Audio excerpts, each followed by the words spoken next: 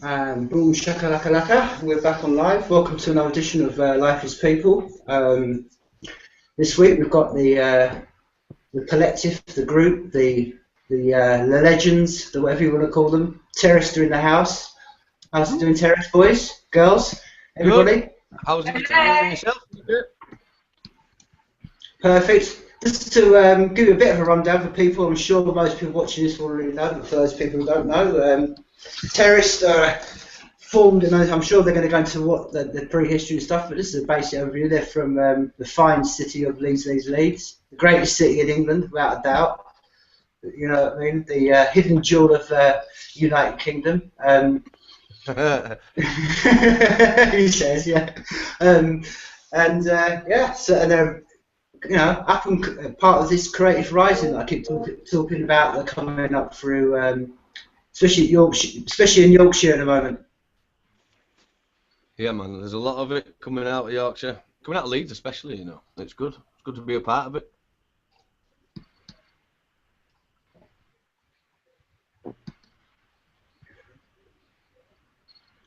So,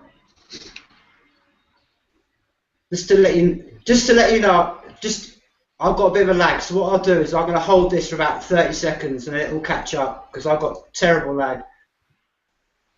Okay. Talk amongst yourselves.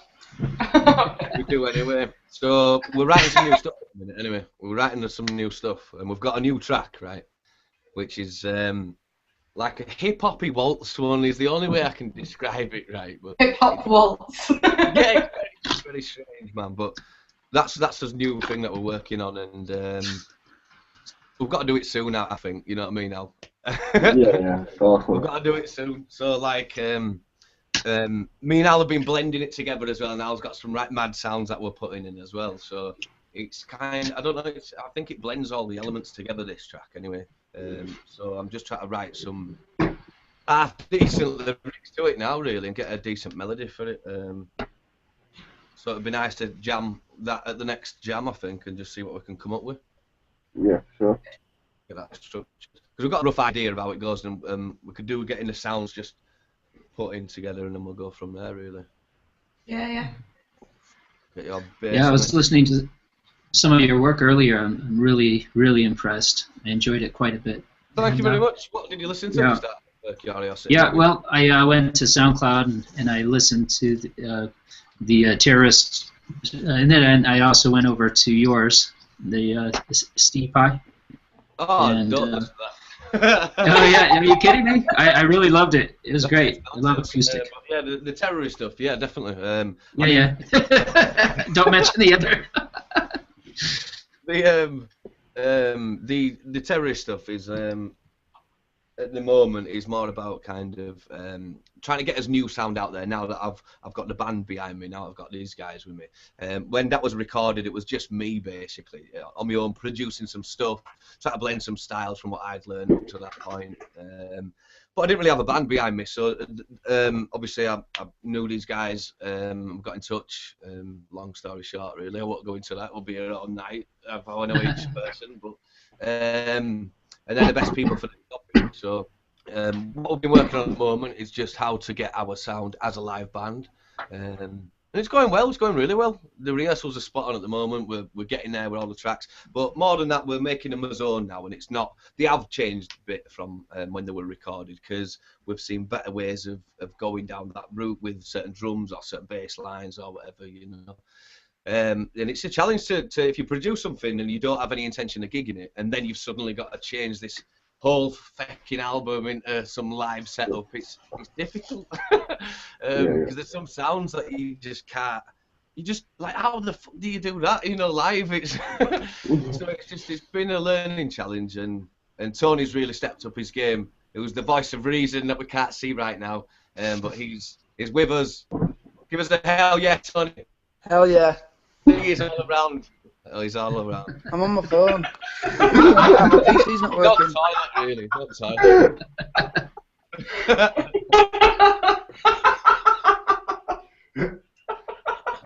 I can hear Jay as well, which is fantastic. All good. It's groovy, baby.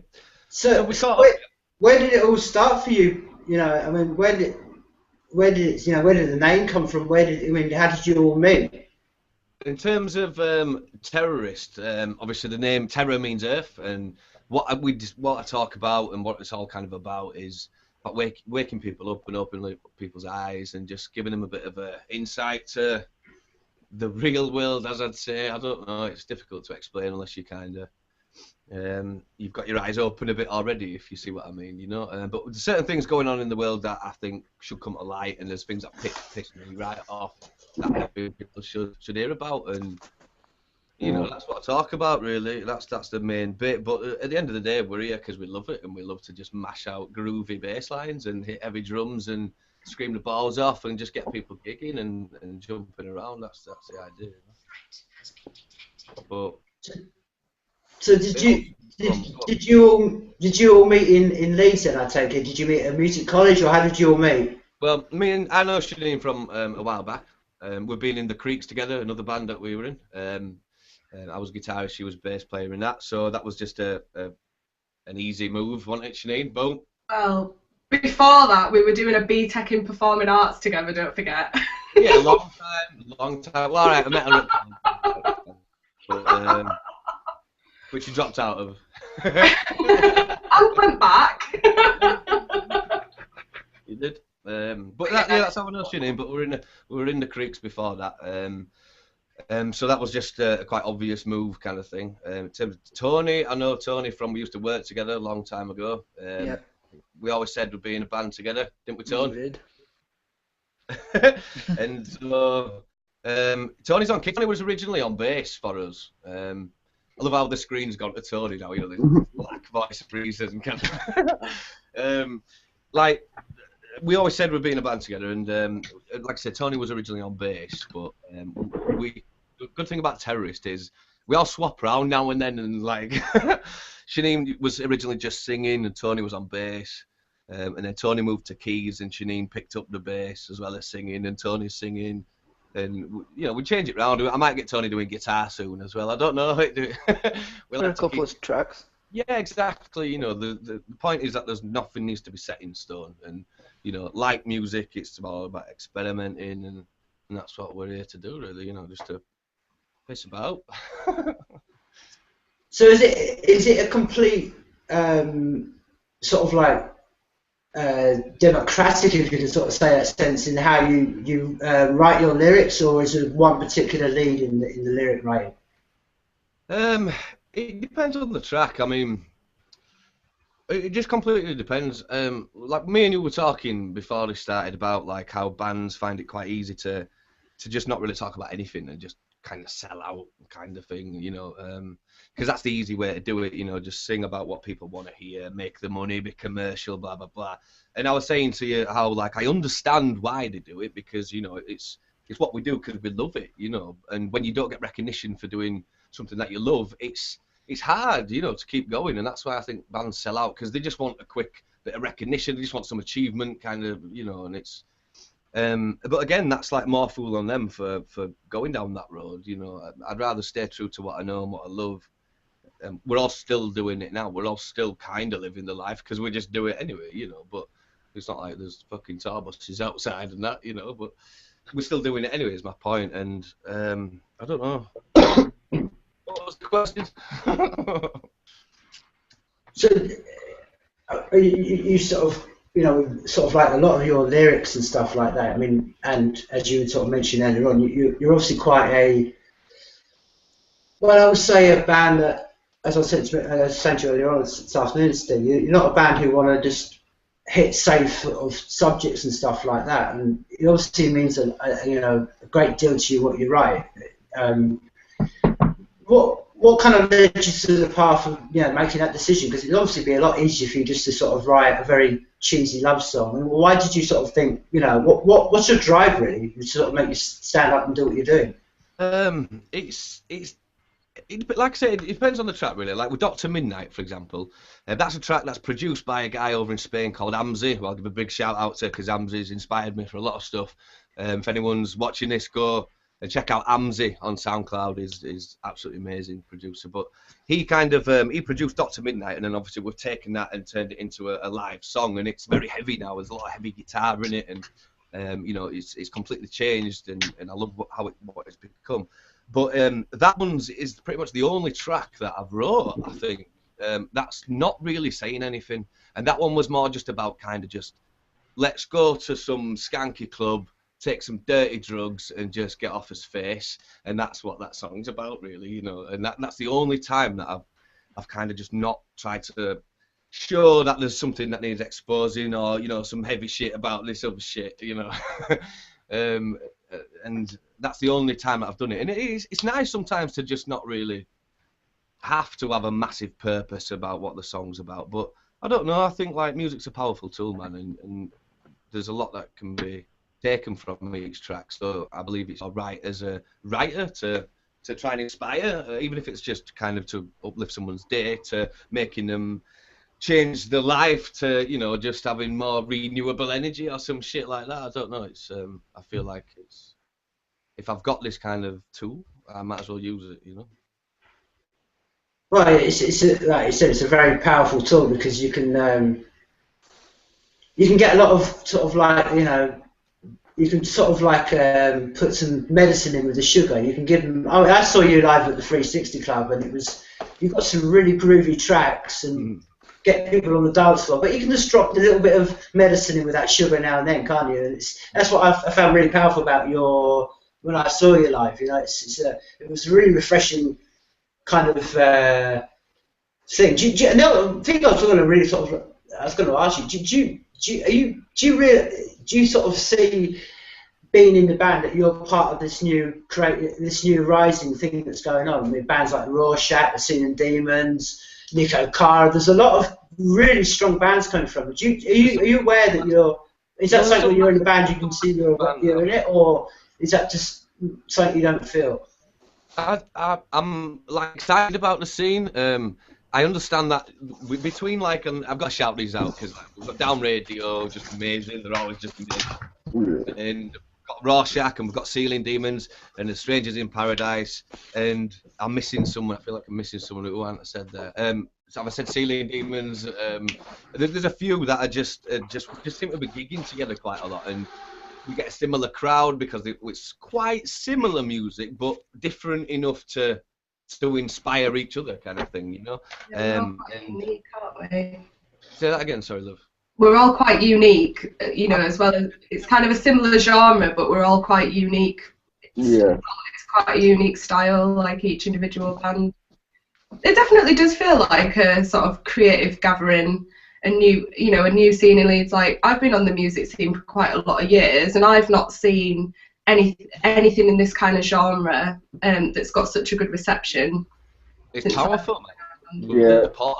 That's the main thing, I think. You know, we're all there to support each other, and it's not a battle of who's winning first or who's getting the shit out there first. It's all about, It's you know, just about creating a network, isn't it?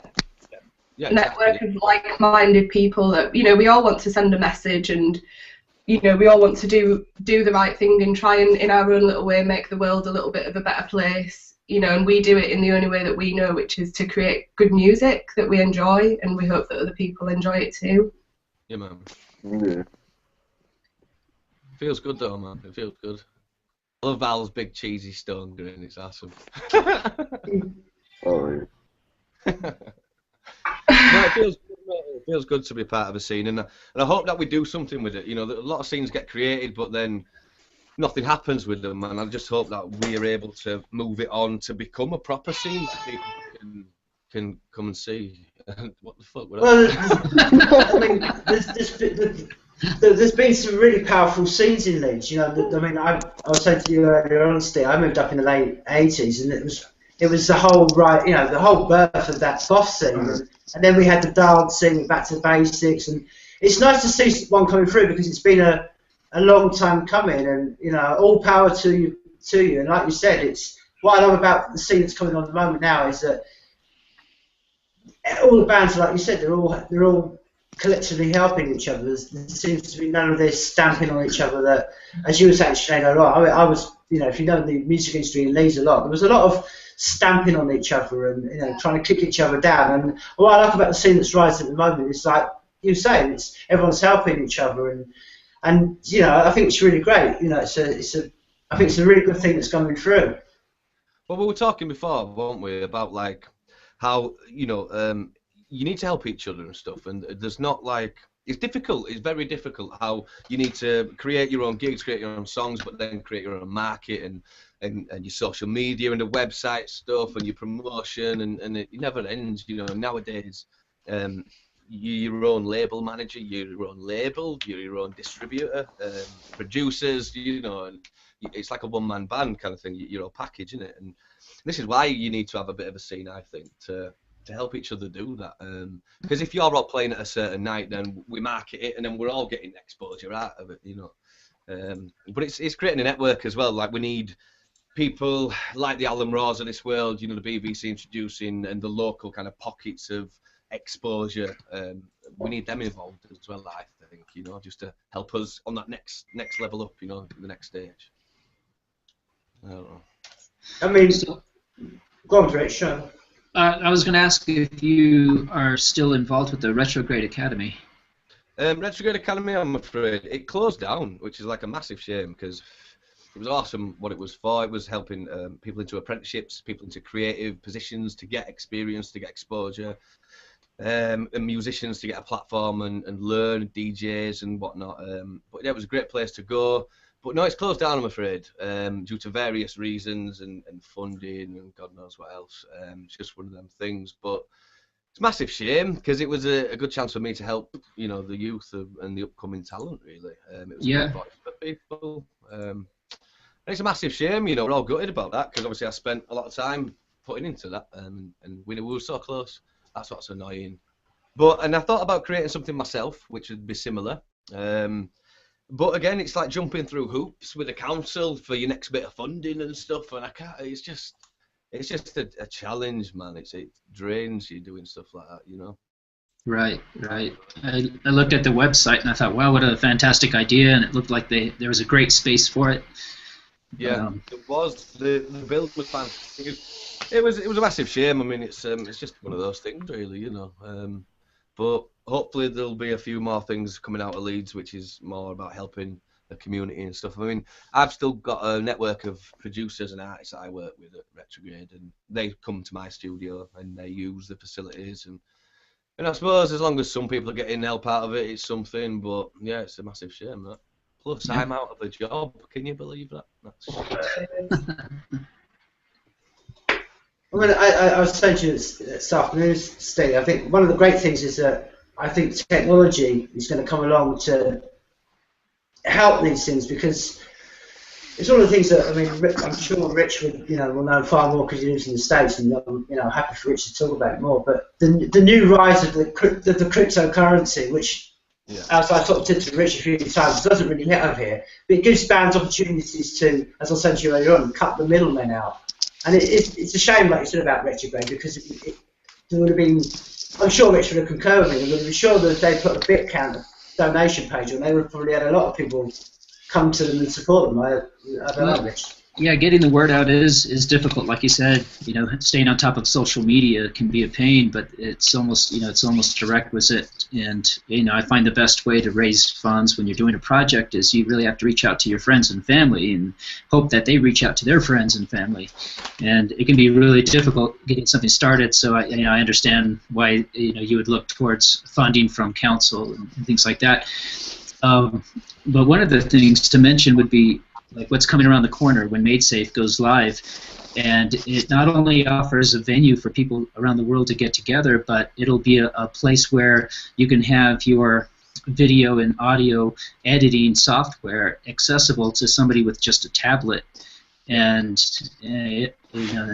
and your whatever you produce is automatically the more it's listened to is automatically compensated via a safe coin.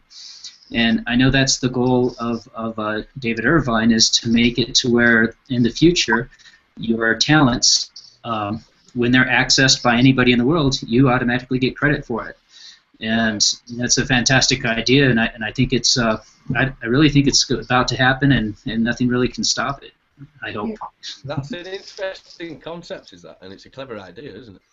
Have you? I mean, you live in the area. Have you ever met with any of the Maidsafe people? No. No, never. I've not even heard of it, to be honest. Yeah, you know, when you bring up, or when I was looking at the Retrograde Academy, I was thinking, you know, this actually is an idea that could lend itself to an online community, much like what Tim is working towards with Network 99 and Studio 99 and the Maidsafe idea. And so, you know, that might be worth you know, looking at more closely, because really the missing key in this is a proficient developer who can tie it all together with a decent application. And so, you know, but your ideas for Retrograde Academy, do you all still have a white paper or some kind of mission statement online? Well, I mean, I think the Retrograde Academy's website is still up there, and everything, yeah, all the mission statement, everything about what that was about should be on there. But yeah, it's just a shame that it's gone. But as I say, it's onwards and upwards, onwards and upwards. Mm-hmm. So yeah, there's a lot of things about to change, I think, over the next couple of years when it comes to accessing not just funds, but putting your music and your efforts and talents out there. But to counteract that, there's always another obstacle or another hurdle to get over or get through, you know, and there's always something else in your way, making it harder and harder to just be creative and get that. It's a recognised thing, you know. People think that to get a real job, you can't do anything creative because that's not a real job, you know. And that's an absolute myth, you know. There's very, very well-paid jobs by being creative, you know. So yeah, it's just difficult, really. But that's what it was all about, kind of diminishing that statement of it not being a real job in anything creative. But we'll see. Yeah. And I think we had on Brian Sovereign, what was it, Tim? Maybe 3 weeks ago. Yeah. And are you all familiar with Brian Sovereign? He's a tech podcast person. He's really big on the idea of System D, which is basically stepping outside of the normal structure of how things are run, you know, with the governments and the state, and you know. Yeah. And really pushing your product in a way, and pushing your, you know, basically creating an economy outside of the traditional economy, which is, I think, what Maidsafe is going to bring to the table. And yeah, this is a good reason that, you know, this is one of the reasons why I enjoy doing this with Tim, is because we're getting out there, we're speaking to amazing talent like yourself, and saying, you know, just giving a heads up for what's coming around the corner. So people, when it finally hits, it's like, hey, it's just you know, everybody's on the same page. Let's jump on. Let's get in there. But go ahead. No, I was saying before. I mean, I've said before many times. I think once bands hear about this, there's going to be a way they can cut the middleman out, and they will just be rewarded for what they're putting out.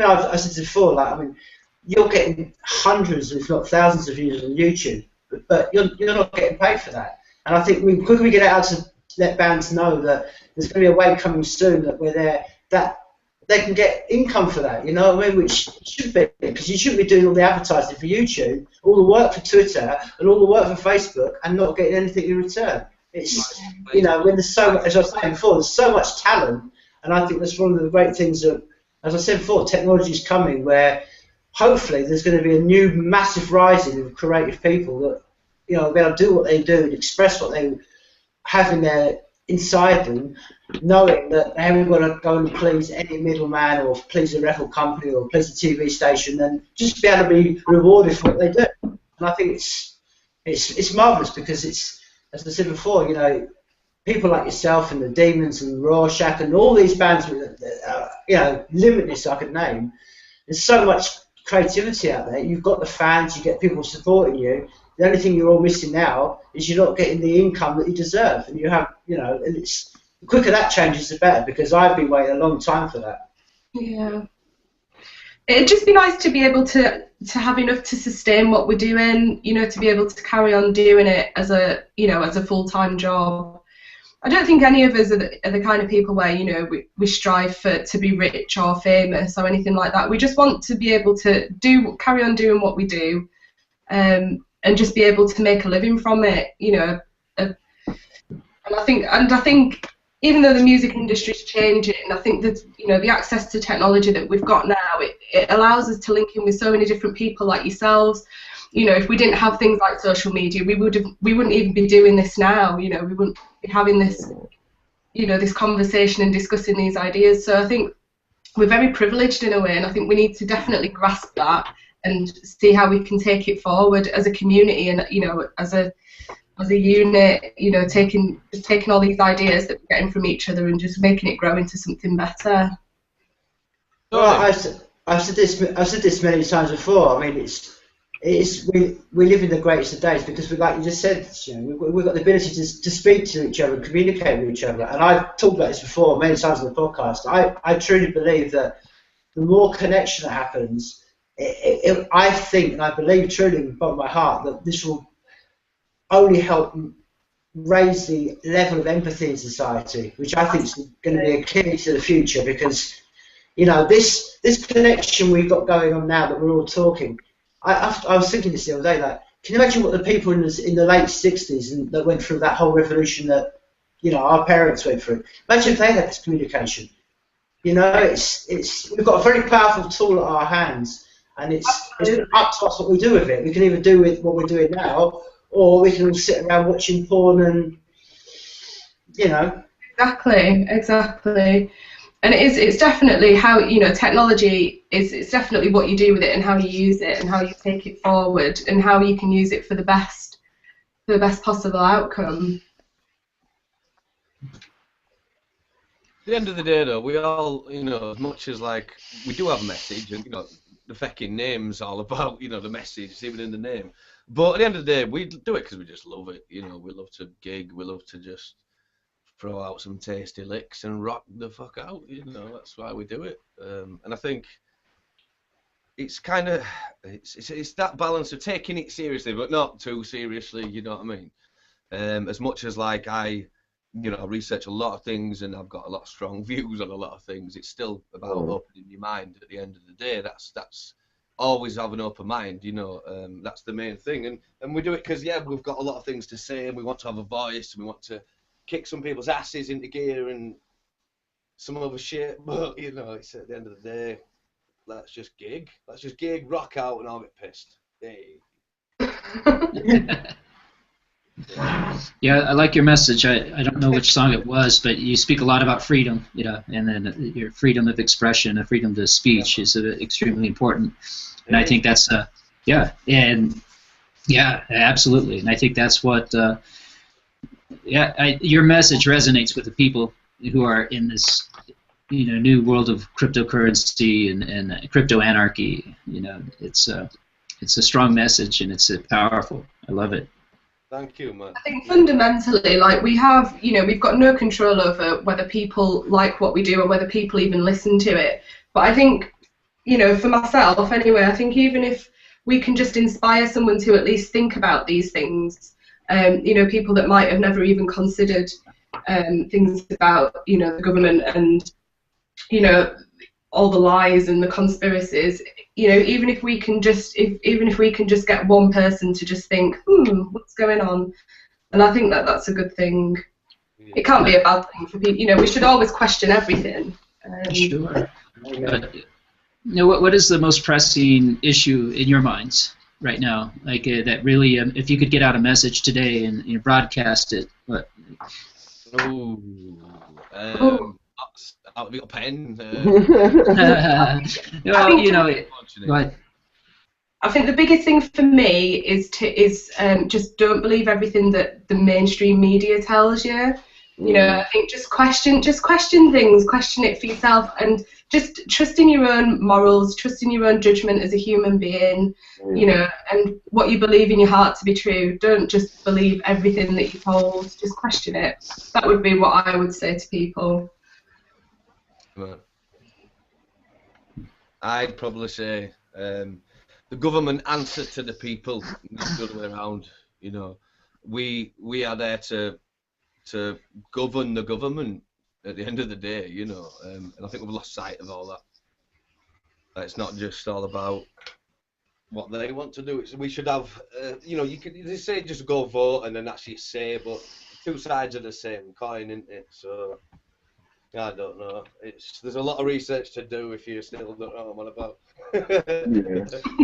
There's a lot to it, but like Shanine says, it's just about opening your mind and not believing everything that you hear and thinking if something just don't sound quite right or you just don't quite feel that that's correct, then it probably is worth it, at least researching or looking into it a little bit more, I'd say, you know. Yeah. And we can't, you know, we can't all change the world, but, you know, if you make your immediate world a nice place, if you're nice to the people that you interact with, you know, be polite to each other in the street, say please and thank you to each other, just be a generally nice person, then, you know, just hope that that carries forward and that other people will respect each other in the same way. And if we all did that, then the world would be an amazing place because everyone would be respectful and empathetic of each other. Just the respect thing. I think you've hit the nail right on the head there, Sinead. I mean, it's exactly what my beloved says. He says that, you know, the real revolution is when we all just walk away. That's the real revolution. We all just walk away and we all become human beings and we don't get caught in that system. And it's not about changing the world or burning buildings. It's just about, like you said, walking away and loving your neighbour. Yeah, that's definitely what it's about for me. Proper hippies.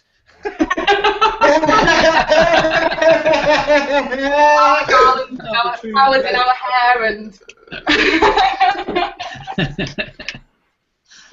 So as usual, any band, we've got two members that do a lot of talking. We haven't heard anything from Alistair. So come on, Alistair, what's your thoughts? You sat there and I know it's like, man. I was the bass player, mate, and it's easy to get sidelined. So I'm going to ask you, Alistair. It's just the stage, man. Have you?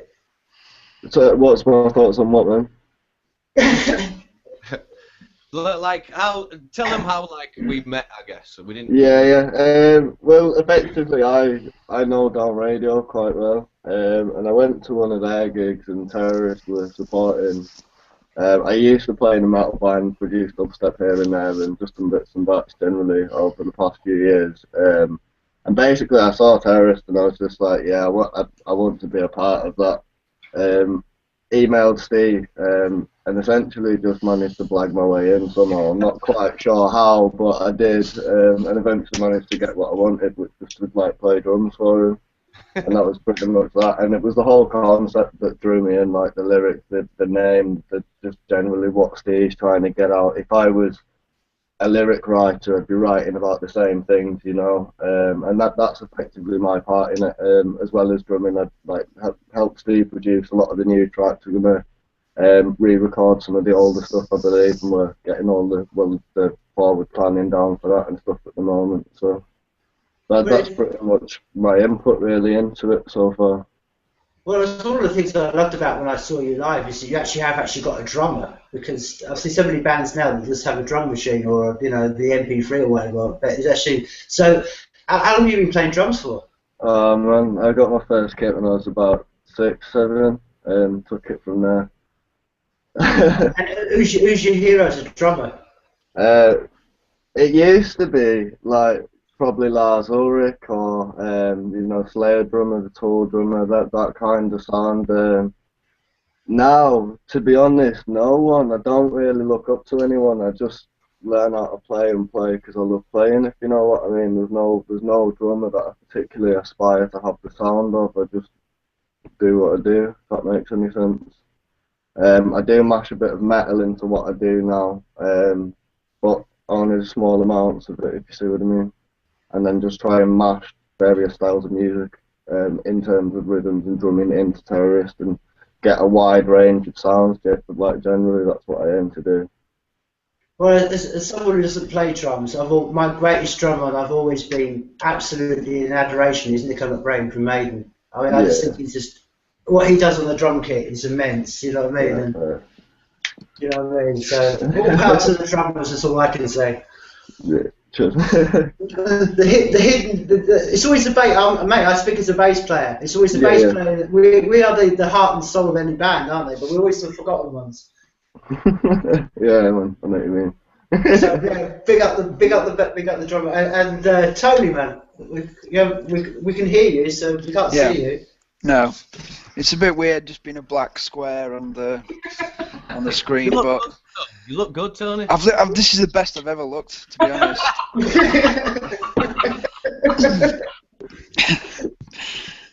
But yeah, I'd agree with what Al was saying about, like, when I first heard the terrorist stuff at Steve's, went round to his studio, and yeah, it was amazing, and it was just like Al was saying, what it's about, and you know, the lyrical content, and obviously the music great, but it was the message that drew me in and wanted to be part of it. Yeah. And do you think, what's the sort of music scene? I sort of say, as you know, I've sort of lived in these for about 2 years now. What's it like on them? So I was saying to Steve this afternoon that, you know, I was gutted to hear that the cockpit had closed down. I mean, how do you find it now trying to be a band trying to come through? I mean, are the venues there?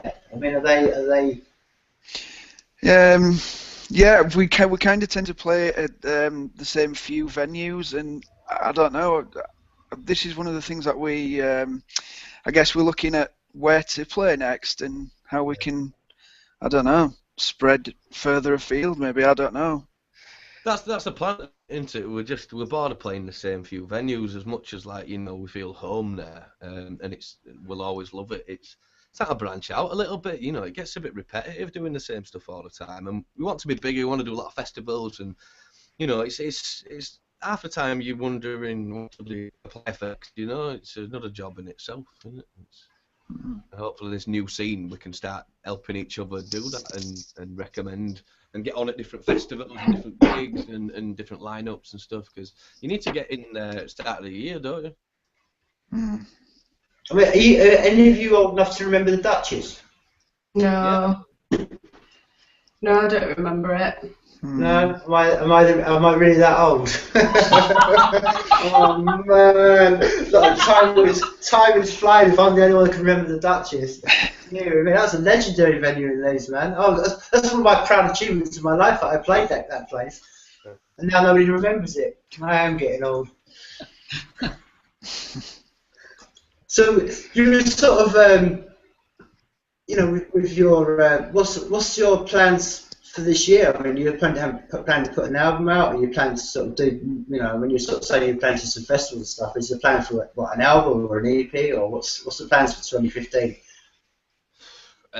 Mainly, I guess, is to re-record what we've got. So probably like put an EP out with a few new tracks and a few of the old ones. But the old ones now from the old album, it sounds a lot different, obviously, because I've got these guys.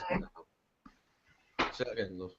No, I was just saying they sound different now that we're all playing together. Yeah. So it's about kind of capturing our new sound, really. You know, we've adjusted it quite a lot, I think.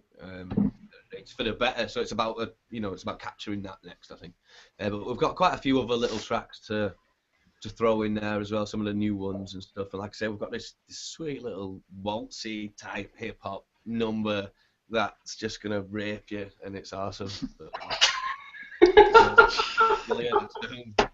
Well, one of the things that I when I first sort of picked up and heard you guys, and I saw you live at the 360 Club with the Demons back in May last year, and I was saying this afternoon's thing, was that your voice, I mean, well, I mean, I'll ask you the same question. I mean, how did you get that voice, Steve?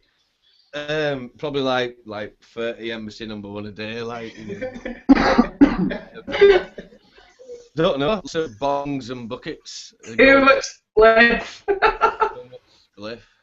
Don't know. Like that, and a mixture of just general awesomeness. I don't know. No idea whatsoever. No idea whatsoever. But probably smoking a hell of a lot. Yeah, that probably didn't help.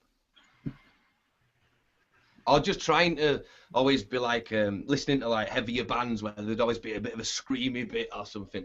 Probably just trying that so much and failing. It broke my voice at a young age, and then I've got this scratchy voice for the rest of my life. How about that? Maybe we've just realised what it is. Fuck knows. Is the answer. Well, is it something that strains your vocal cords after you played a gig, or is it just literally? It used to, but not anymore really. I think since like stopping smoking as well, for like this year, and nearly been a year now. It's a lot easier to sing, I tell you that. You don't realise how much you put up with smoking loads of tobacco all the time, you know. And I feel like my lungs are just so much better now. So that's why I can't wait to record anyway. You know, the album was like with me lungs that were being fucking raped by a tornado. So imagine now is what I'm saying. So I'm trying to push the boat with a lot of lyrics at the minute and melodies that I wouldn't have normally done because they would have been a bit difficult to do with that kind of trying to fucking get your breath, you know. But I think it's going to be interesting. See what I can do. See, fuck knows.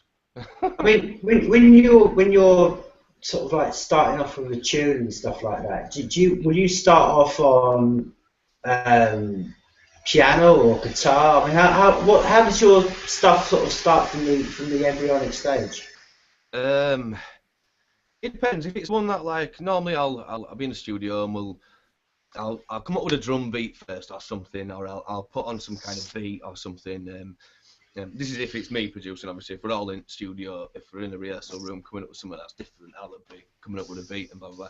But if I'm in my studio, normally I'll come up with nice kick, nice claps and snares and stuff, bit of a beat, and then probably sometimes get the bass then, so you've got pretty much the back line to be having a bit of a jam with off the verse. But I don't know, it depends. Sometimes like this latest one that I've come up with is like a bit of like a distorted piano, distant piano, but I've like reversed it a bit so it sounds a bit weird in the background and stuff.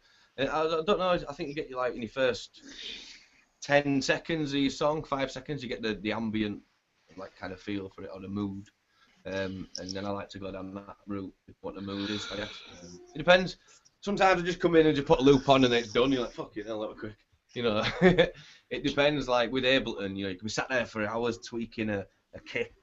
Like it's never quite right, and you've been there for about 3 hours just tweaking this one kick. And then other days it can be as quick as anything, you know. I don't know. I mean, I think that's very similar to all creative people. I mean, it's something I've had a lot of guests on this podcast and we talked about the same thing. It's that sometimes it's it's very similar to what you just said then, Steve, because there's so many bands, musicians and artists, even scientists would be exactly the same. It's that almost, where do you stop on your perfection? You know, it's a very something that I think we all balance around. You know, as an artist, I'm always thinking I think the hardest question always is what point do you walk away? You know, it's like you just said then about, you know, you go to the nth degree with that snare drum, but at some point you've got to stop, haven't you? Yeah. So I think it's quite a hard discipline to learn. I think it's one of the things that I always sort of recommend to anybody who's in the creative thing to understand that one of the hardest things is to walk away. I'm sure, as you were just saying then, Steve, exactly the same in the music industry. When you're doing bands, learn to walk away. Yeah, knowing when to walk away and knowing when, like, silence is sometimes, you know, when it's knowing when not to play sometimes, you know. That can be an art in itself, because especially in the band, you know, everyone always wants to be heard or played. It's more, you've got to think about the overall sound, don't you, I think. But I think we do that quite well with Terra. It's quite dynamic, I say. Just more for the fact that why limit yourself to one genre, or like, you know, I'm a metal band or a hip-hop band or whatever. We just play what we like, I guess. Just whatever we're feeling, whatever we're grooving, you know. I mean, before we go on the podcast, and I think it's a great question to sort of like chuck into the sort of conversation, you know, it was like, I asked Rich if you could, or I asked all of you, all four, everyone on the screen now, and I asked you to all answer this one by one. If you could have one time period of when you could go back to, when would you all go back to? One time period? Yeah. I'll give you a time machine, like I said, so you can go back to any point and you can see any point in history. I'd go see where they put the key to get into the Vatican Library. And I'd wait behind him and fucking steal his key and get in. Gotta be some cheeky secrets in that library, I'm telling you. There'll be everything you've ever wanted to know in there. That'd be an amazing music video. Do you know that it's like, it's sealed, isn't it? It's a vacuum as well, so that nothing decomposes and stuff, and like there's some serious shit in there, I'm telling you. If there was ever anything about aliens anywhere, it'd be in there, I'm telling you. To go back to what we were talking about before. But it'd be. I haven't really heard much about the Vatican Library. Or is it like? Do you think they? I mean, is the sort of suggestion they've got old school knowledge back there and like stuff that goes way back, like to the Library of Alexandria and stuff? Well, Or is it it's just- like, don't you think it's weird how it's all like they've got their own army and stuff, and like, it's crazy, man. I don't know. It's just the Vatican. Well, that's my sorry. We're going off on one now. Welcome to the show of Steve. No, next. That was my choice. Next, Al. Probably here and now, man. We're in an era of change, and it's going to be interesting to see what happens. profound answer. Sinead? I'd probably quite like to go back to the 70s, drop a tab of acid and watch Led Zeppelin play live. I think that would be quite an epic experience. Okay. And our man in black. Yeah, I'd agree with Shanine. I'd probably be watching Hendrix and the Beatles, and I'd like to meet Bill Hicks as well from Mate, well, time. Yeah. Mate, that's one of my proudest achievements in my life is I spoke to Bill Hicks twice. Wow. You know, yeah, when he played Leeds, both times I sat outside and we had a right good chat. So he is one of those few people in life when you actually meet them, he's exactly what you think he is. He was no letdown at all. Yeah. He is the reason for this podcast. He's my number one hero in life. So Yeah. I can tell you there, Tony, man. Legend. What about you, Tim? Me, I'd probably go back. I don't know. I'd have to go back to the Egyptians to see what they were up to.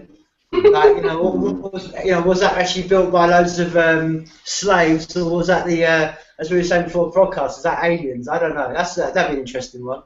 I'd like to go back to the crucifixion. Did it happen? What happened there? That would be an interesting one. Was that just there's so many. You know what I mean? I think Rich, yours is the best answer. Rich, what was your answer?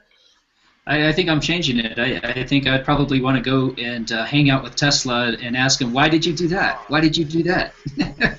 That's a very, very good answer. Very good answer. But second choice would be go back and buy a shitload of Bitcoin. Yeah. and then sell it in December.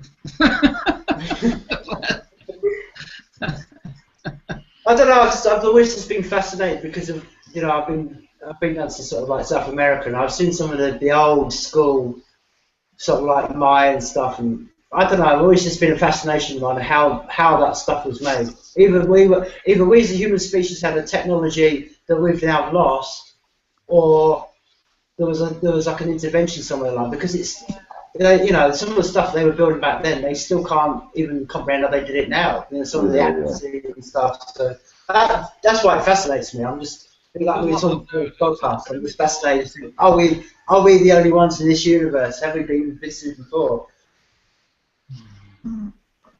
Yeah.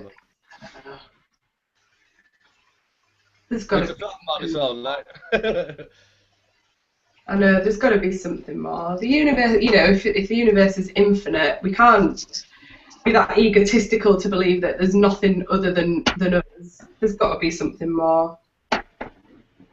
Well, we had a scientist last week on this, a biological engineer as a guest, and we were talking about the computer simulation, the theory we're living in, that. And it was nice to hear from a scientist actually when he said to me, "I don't know." And that's the great thing, is that none of us know, No, we probably, we may never know. Well, it may not be public knowledge. That's the thing, isn't it? That's all conspiracy with it all, I guess, isn't it? And we were talking about Roswell. It already got mentioned a bit before, but that's the conspiracy with it. And I think this is what people just need to research a bit. It's almost like there's disinformation as well, isn't there? And it's just being aware of that as well, I like to let people come up with their own ideas and their own takes on it, and it's nice to let people come to it on their own, but it's nice to just direct people towards certain bits of information as well, If I'd recommend anyone researches the Disclosure Project, if you're into anything like that, that's interesting, shall we say. Yeah, 100%. I mean, it's like I say, I don't know. Maybe humans have been here before. Maybe we have had a lot of technology before. Maybe that's just the cycle of humanity. We get to a certain point, messed it all up. We switched that one button on and we messed it all up. I don't know. But we can do is hope we learn from it, and you know, if we are going to do that again, we don't fall down that same trap again. Do you know what I mean? Well, yeah. But like I said, you were saying before, Steve, I've seen some very strange sites in the even in Leeds. I've seen some very strange sites, so it makes me sort of inclined that whatever it is, I don't think we're totally alone. But then, like you say, a lot of it could be military, because what people forget that, and maybe Rich doesn't know this, but Leeds isn't that far from the quite a big sort of like American spy base, which is only a few sort of miles up the road. So maybe they're trying stuff out. I don't know.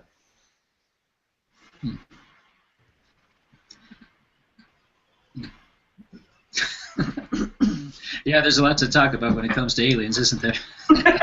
And, yeah, I think the thing to consider is like the scientists who do study quantum physics. They say, okay, we can only see, according to them, and I don't know how they would quantify this, but our universe, our physical universe, is only is 4%.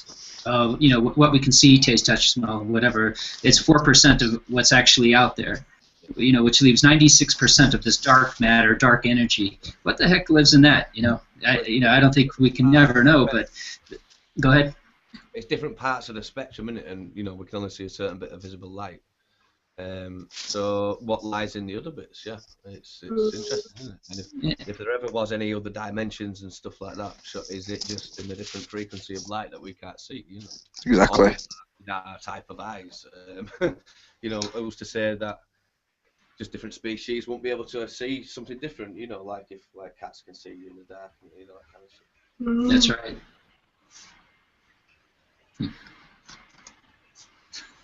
This would be a good time. We should have a scientist who's always on here, so they can say yes, yeah, no. Well, actually, it's like when I. Voice of reason. Researching this. The skeptic. I have a friend. I watched the movie What the Bleep Did We Know a long time ago, and I was like, oh wow, this is really cool. And I sat down and watched it with a friend of mine who's a psychologist. He's practicing. He's a professor of psychology, and he was debunking it as we were watching it. Totally ruined it for me. It's like, but anyway, yeah. So.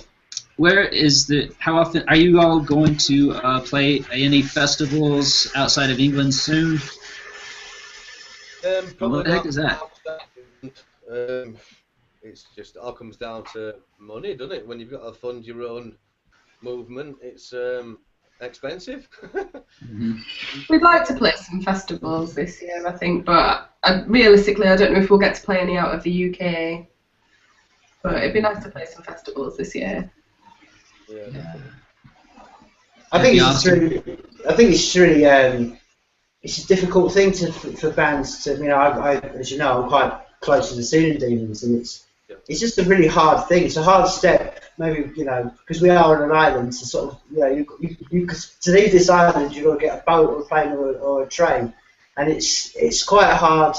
Because once you get to Europe, you could go and do quite a lot of festivals, but it's like one of the things we were saying before, like everything, it all comes down to money and finance, and it's a shame really, because I'm sure that if you could get to the States and you get to Europe, everyone would love you, but it's like, it's that vicious cycle, isn't it? And it is, but like, again, when you're funding it yourself, you're all working and that, it's difficult, it's not like it used to be, you just go down to London and just live rough for a few weeks and you try and get signed. It's a bit more. There's more to it than that, isn't there? So I don't know if we can start playing festivals. That's the main thing. But now's the time to apply for them all, and we've got like an EP to release, some of the new stuff to get out there. There's a lot to do. There's a hell of a lot to do, I think. But yeah, a lot of gigs. I want to start moving outside of Leeds. I think try and get some more exciting gigs at decent nights. That's what we need, really. We need recommendations of good nights and events that we can start doing gigs at that are maybe similar or suited or suitable or some other word.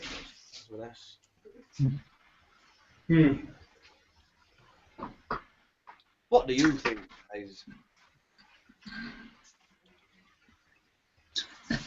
You know, in the States, I have a friend who he did mostly like a folk music. He could play. He had maybe a couple of. It seems like a couple dozen different types of stringed instruments he played.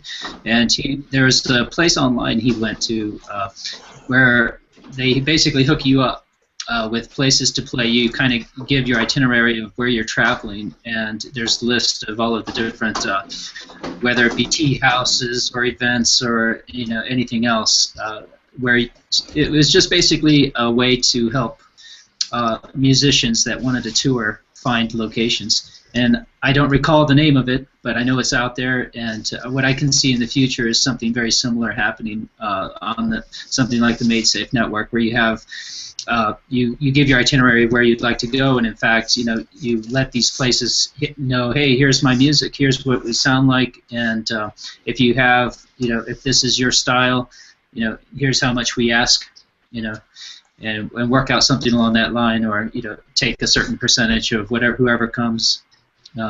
There's a lot of brilliant people working on this idea of how to get it to where you all could, and musicians in general can really use the power of the internet to set up your tours and to push your product. Yeah. And it's something that intrigues me, because what I see in the future is like, for example, like right now we're on the Google Hangouts, and it's we have delays on the sound, we have kind of fuzzy video, but when Maidsafe hits, it's actually the more people that access content, it doesn't bottleneck. It just goes faster, because it actually automatically makes duplicates of whatever files people are trying to get to. And what kind of excites me is thinking about this idea that in the future, if you all are going to play a gig and you have some good video equipment there and good sound equipment, and you broadcast it via something like Maidsafe, and you have it set up where people in their living rooms or in clubhouses, around the world, you can say, hey, here's our gig we're doing. You can, however you want to do it, you can work it out to where people pay to watch it or donate afterwards if they enjoyed it. And I could just see a world in the future where, you can do live concerts, anywhere and everywhere, and everybody can, because if your stuff picks up, I mean, just imagine how cool that would be to say, hey, here's our concert. The bottom line is the quality of the quality of the video and the quality of the sound has to get there, and it's extremely expensive to do it right now as it is, but I think Maidsafe is going to make that a lot less expensive. That may not be for another year, maybe 3 years out, but I really believe that's coming. Yeah. So anyway, if you all do make it out to the States, I would love to hear you live for sure. Nice. Whereabouts are you then? Whereabouts are you? I'm actually south of Albuquerque, if you know where that is. I'm pretty much in between Albuquerque and... I know where Albuquerque is.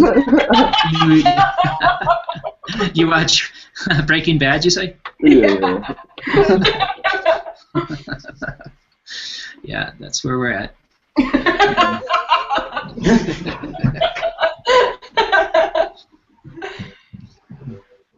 No, that'd be sweet, mate. I'd love to come over to America and tour and gig the shit out of that place. It'd be amazing. Yeah, you have a sound that definitely would attract a lot of people in Albuquerque, I have no doubt. Oh. Yeah, it'd be brilliant. It'd be brilliant. We need to find a decent way of getting us music out there a bit more, I think, or a label that's just got money. Mm-hmm. There is something that is in beta right now, but it's called Watch My Bit, and basically, it would be similar to YouTube, except you can charge whatever you want for people to watch your bit. If you have a video, you can charge as little as 5 cents up to $10 if you wanted to, and you actually get to keep 75% of that money coming in. Of course, right, the way they work it out and the way they can do it is you pay with Bitcoin. So, if you were charging 25 cents or 20 cents for everyone that wanted to watch this video, they have 24 hours to watch the video as many times as they want in 24 hours. That's the way it's being set up right now, and it seems like a great way to supplement the income, because this way your fans, your hardcore fans, would have a way to view special or content that you only make available there. Right, so you can have a teaser on YouTube or some other channel and say to watch the full video, come support us. And who's not going to pay 20 cents if they like your music? 20 cents is nothing. But if you have tens of thousands of people doing that, hey, guess what? You just funded your next tour. So that can happen. Really good idea. Yeah. And, I want in on that shit. Give me the money. Yeah, it's called It's called Watch My Bit, and they're actually looking for people to be agents of sorts. So you'd be perfect if you look it up. You could be the agent for all the bands in Leeds, and you would get it. Yeah, look it up. It's in beta right now. When it goes live, it's going to be a big deal. Yeah.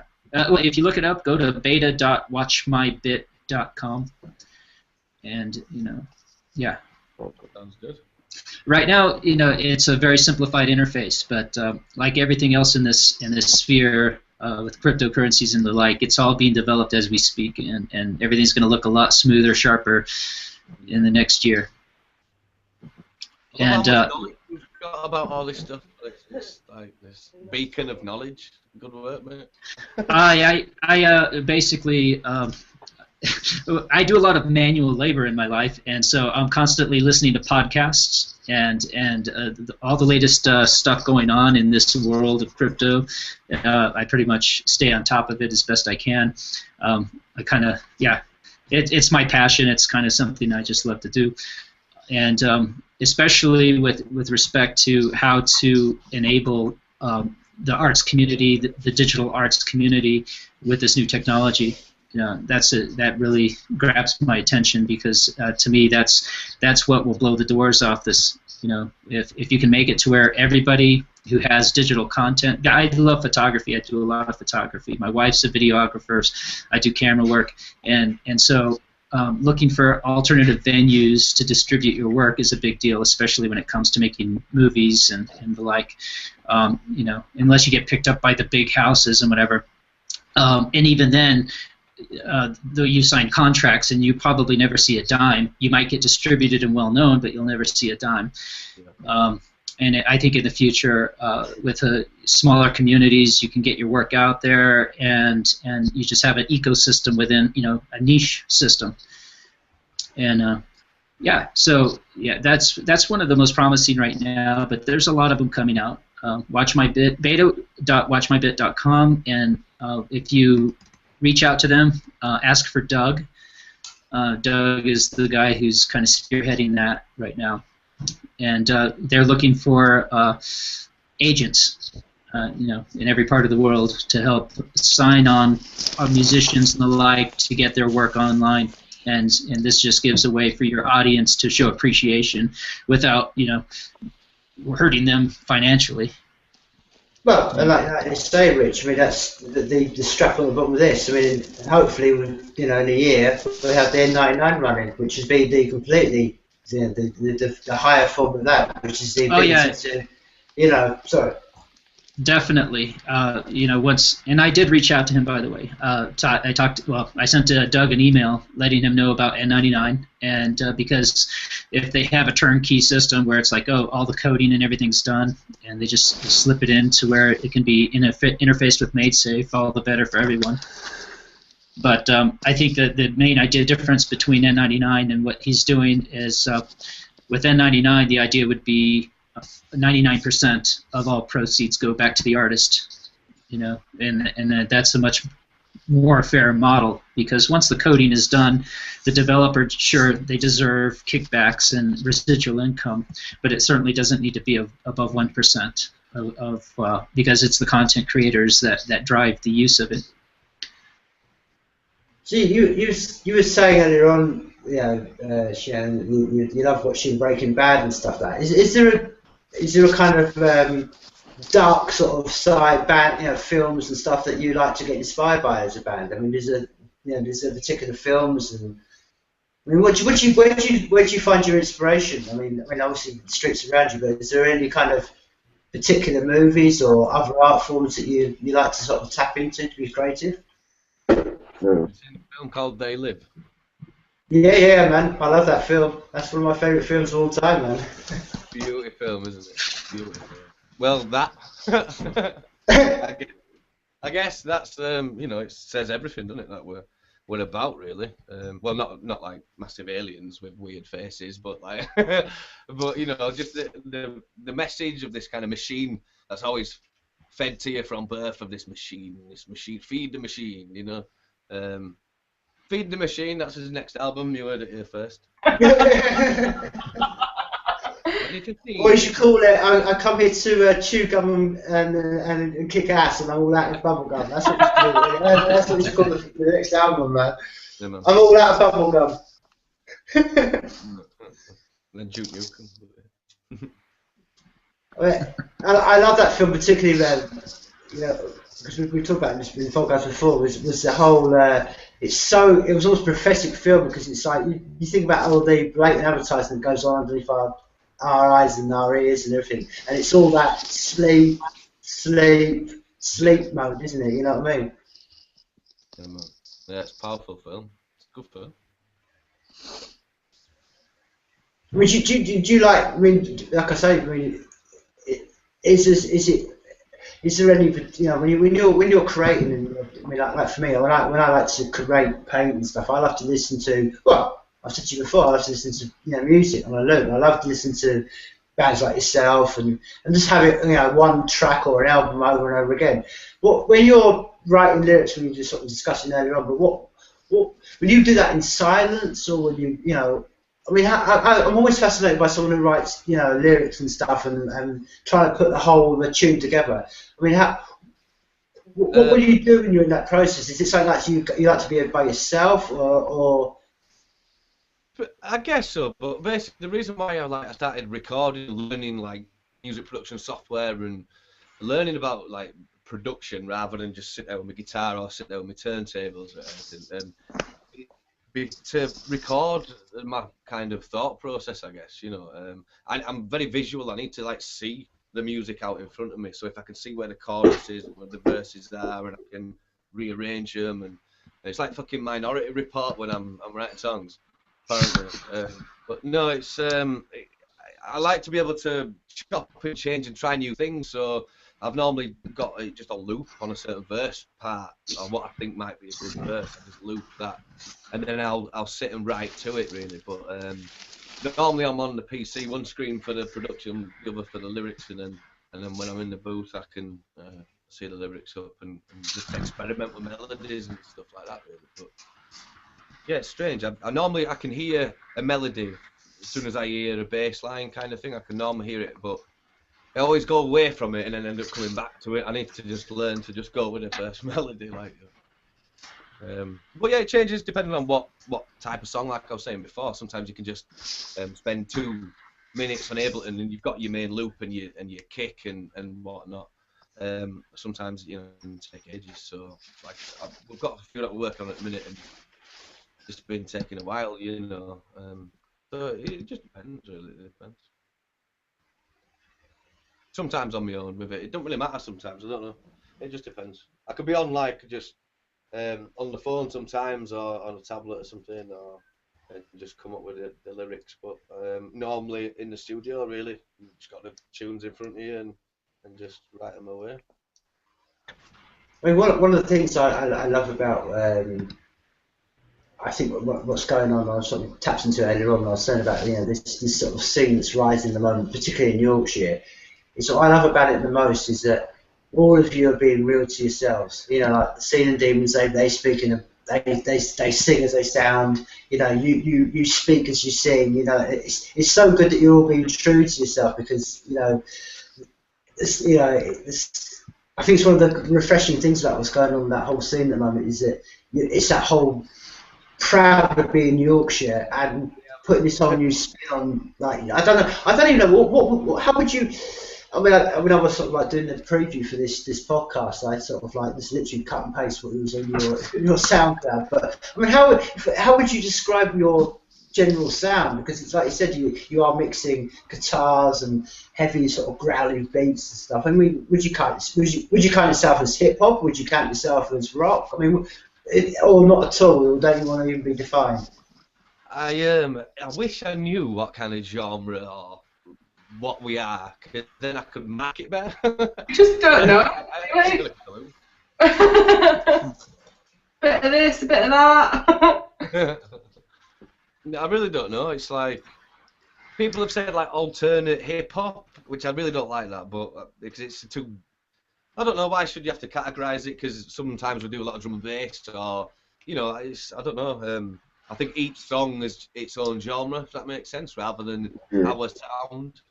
So we might have a. Go on, El, go on. The latest thing we've got with it all, personally, I feel is that we just try to take dance music live, but doing it as a band, and that gives each song a lead. That's how it works. If you mash drum and bass with ska or reggae, it's not really going to work. If you do it as one band that has a lead of all the same sounds, the same instruments, it's workable. If that makes sense. So if say like someone like Alex and Tony came along and they had a really sort of heavy thrashy stuff, would you shy away from that with a view to like the audience you've got, or is it kind of like you just go, well, we like this and we'll go with it? I mean, does that ever come into your head? If they come to me with some heavy shit and I think that's awesome, then we'll go with that with them, and we'll get on that vibe, But if somebody brings some like Shanine brings a like filthy stuff, we're gonna go in that kind of vibe for a bit. It's like just whatever sounds We good. just play off each other, don't we? That's one of the main key things we've got, especially when we're in a jam room rehearsing. We just play off each other, and that's how it works. We play with each other. And do you ever really have like reactions from the crowd? I mean, do you sort of find that that they will be a bit oh, why are you playing that stuff, or do your crowd quite loyal and they go with you wherever you do? I don't know. I don't really have time to think. I'm too busy rocking out some shit. I don't know.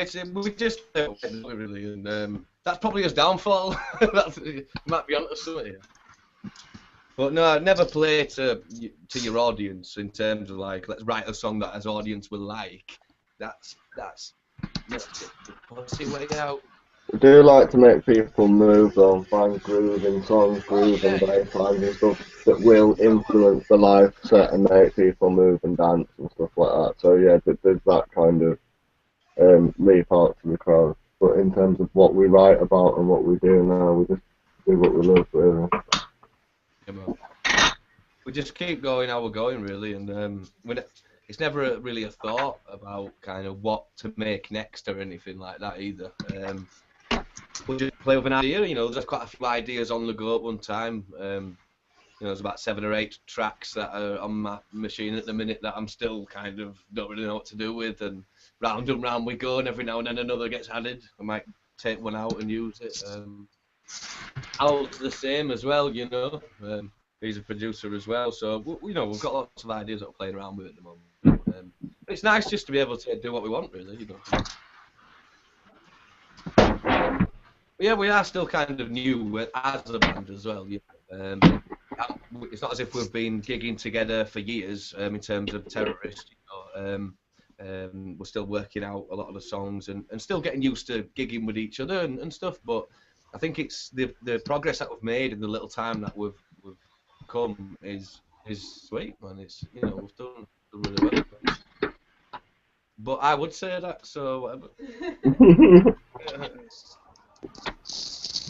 No, I would concur with that. I mean, I think you're, like I keep saying, I'll bang that drum for as long as I have to keep learning about it. There is this definite new scene rising, and you're definitely at the forefront of it. And as I say, I mean, I'm quite, I for one, I'm proud because I'm not from, as you can tell by my accent, I'm not a Leeds lad through and through, but I feel it's great to see some really good bands coming through. And one of the things I was going to, I really, we tackled on it before, that you just mentioned Nancy, the idea of collaboration. I mean, you said you had your man in France who produced your songs. I mean, do you have much outreach to people in the States? Who kind of want to work with you, or hasn't that sort of crossed your path? Well, I'm very open to suggestions. There's SoundCloud basically. Terrorist kind of was born from the fact that I can message or I can listen to a track on SoundCloud, an instrumental, and think, I want to put some lyrics to that. I want to use that, or at least chop it up a bit, or change it a little bit, but use the essence of it. So it was kind of born from the fact that we can just contact them sometimes. If they are up their own ass enough, they'll work with us. Or if they like what I'm doing, they'll work with us, And it's nice to be able to do that, So I'm open to suggestions. If anyone's got any tunes they think would suit some shit we might do, or if there's any nice kind of music. There's this like chill out band that we're listening to a bit ago called like Soulish Music, I think, and they just brought out an EP. I'm sure it's called Albuquerque or something. But it's awesome. Check that out on SoundCloud. I'm hoping to do something with them. They said I can use a track or two, but I like collaborating because it keeps it fresh as well. Well, you might check out Secret Circus. They're out of Sweden, but they actually live some part-time in Roswell, New Mexico, not far from where I am. Secret Circus is, I love their music. Yeah, I think you'll enjoy it too, and I think they would be really hip to collaboration. Oh, definitely. There's I'm open to collaborations, whether it's just like to both play or they want to, we'll both produce a bit. I don't know. It's nice to send files back and forth, and that's the beauty of the technology that we've got, isn't it? Really? We can do that as long as everyone knows Ableton.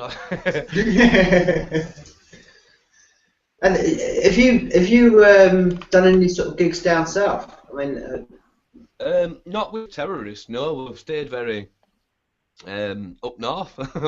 Right. Up north, lad. But like I say, it's only because we've been trying to refine and practice as much as we can and get the Terrorist name out there a bit and more. You've got to look inward sometimes and set your sound as a band really. It's all about the live set, isn't it? So. We've just been trying to perfect that really, and soon we'll have some recorded stuff of the new sound that is Terrorist and with us all in. So it'll be good. Just looking forward to these new tracks really, because it'll be the first tracks we've technically done as a band from scratch, kind of. So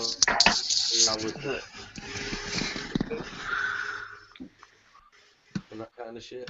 Yeah, well, I mean, one of my dreams is that when we launch this N99, I want to put a whole kind of like collective, either a gig or definitely some tunes together on an album, because I'm just blown. I know if I'm repeating myself, but I'm so blown away by the scene that's going on, and that's going on at the moment. And I really like the fact that, do you know what I mean? I came to you from the Sealing Demons, and it's all this passing along and moving along, and I would love to see a massive gig with like you, the Sealing Demons, Nico Cara, Rorschach, Into the Bio. I could go on, and it'd be one of my little dreams. If we can get that sorted out, that'd be. I mean, I'd love that. When we launch the network, if we do a massive gig with some of these bands, it'd be fantastic. You know what I mean? And hopefully we can go down to Rich's and do it down in the US. You know what I mean? We can all stay on the ranch of where Rich lives. That'd be nice. I'm up for that. We're all staying at yours, fella. Good that. I get the double bed. Don't flaw you, Tony, because you. I've got beds. So he don't need a bed, does he? Tony's just in the ether. And how do you find it, Shannon, being in a band with all these boys? I mean, does it drive you nuts, or? Oh no, we all get on really well. Yeah, they're a good laugh. They're all sound guys. We just have a laugh and chill together, really. She's lying, we're all bastards. I like just being with people you can just chill and be yourself with, and there's no drama or you know, no fakeness. We're just real with each other, and it's nice. Yeah, because it's usually the story of most bands that, you know, the female member, particularly male bands, tends to be a girlfriend of one of the members, and then before you know, it's the old classic rock and roll story. The whole band splits up because of the girlfriend. So it's nice to know that it's nice to know something like that. Do you know what I mean? No, we're just we're just all good friends, and we just get on well. There's none of that drama. Although a few Jägermeisters, and I do get my tits out, but.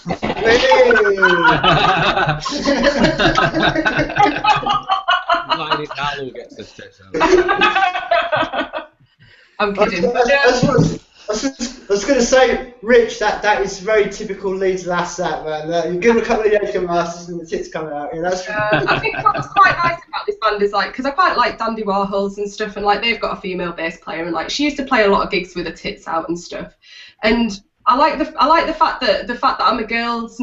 It's not really an issue, or even it's irrelevant really with this band. You know, I'm just a human being. I'm just a person. The fact that I'm female is irrelevant really. We're just all people making music together, which is nice. Yeah. Tony's asexual because he's just a black. Yeah. Well. You know, from my little time, you know, a few years living in Leeds, I've always found that the strongest element in Leeds is definitely the female. They boss the whole place. You know what I mean? No, We're all Leeds blokes walk around making out they're not pussy whipped, but they all are.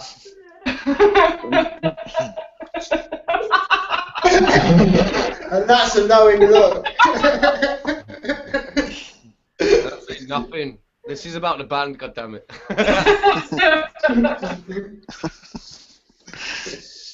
And since you sort of mentioned earlier on that you obviously got the other band, the Creeps, do you play? Is that sort of like you playing, you know, dual alongside with Steve? Is that Well, the Creeps is like was the band that kind of schooled me in music, if you like. So obviously I was in the band with Shanine and Jay, who's there with Shanine as well, I think, married.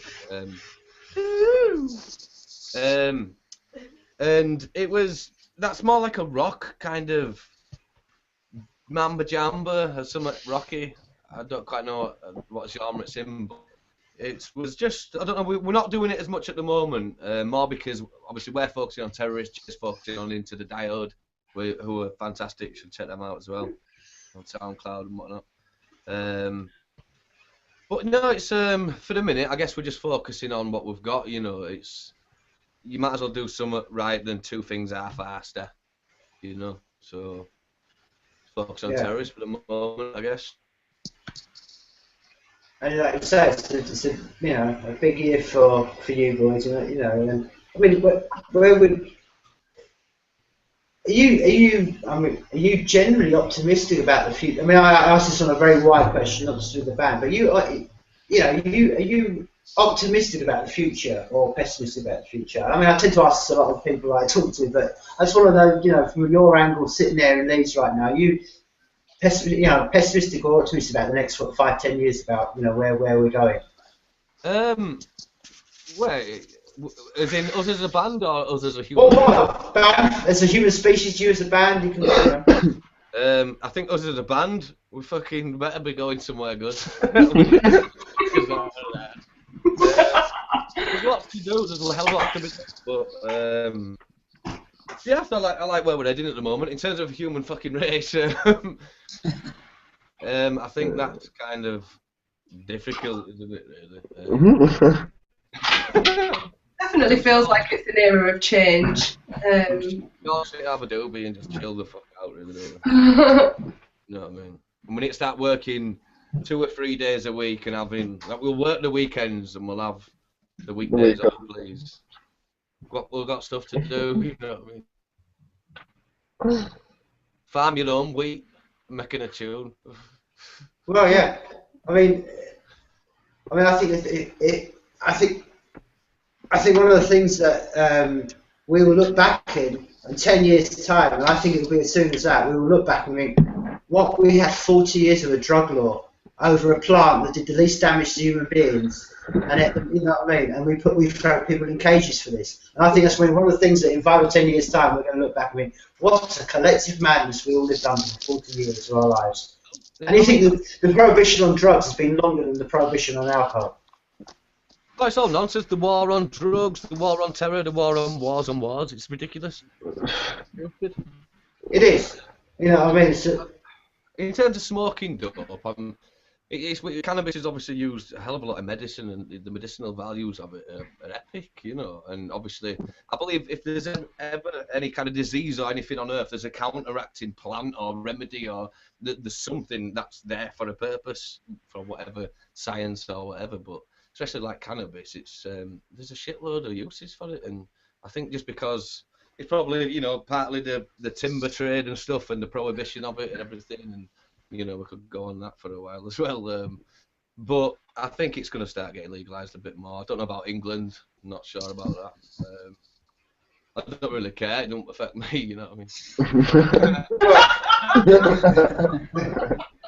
I mean, one of the things they've always said, haven't they, that, you know, when America sneezes, you know, it's 2 or 3 years later when we catch the cold.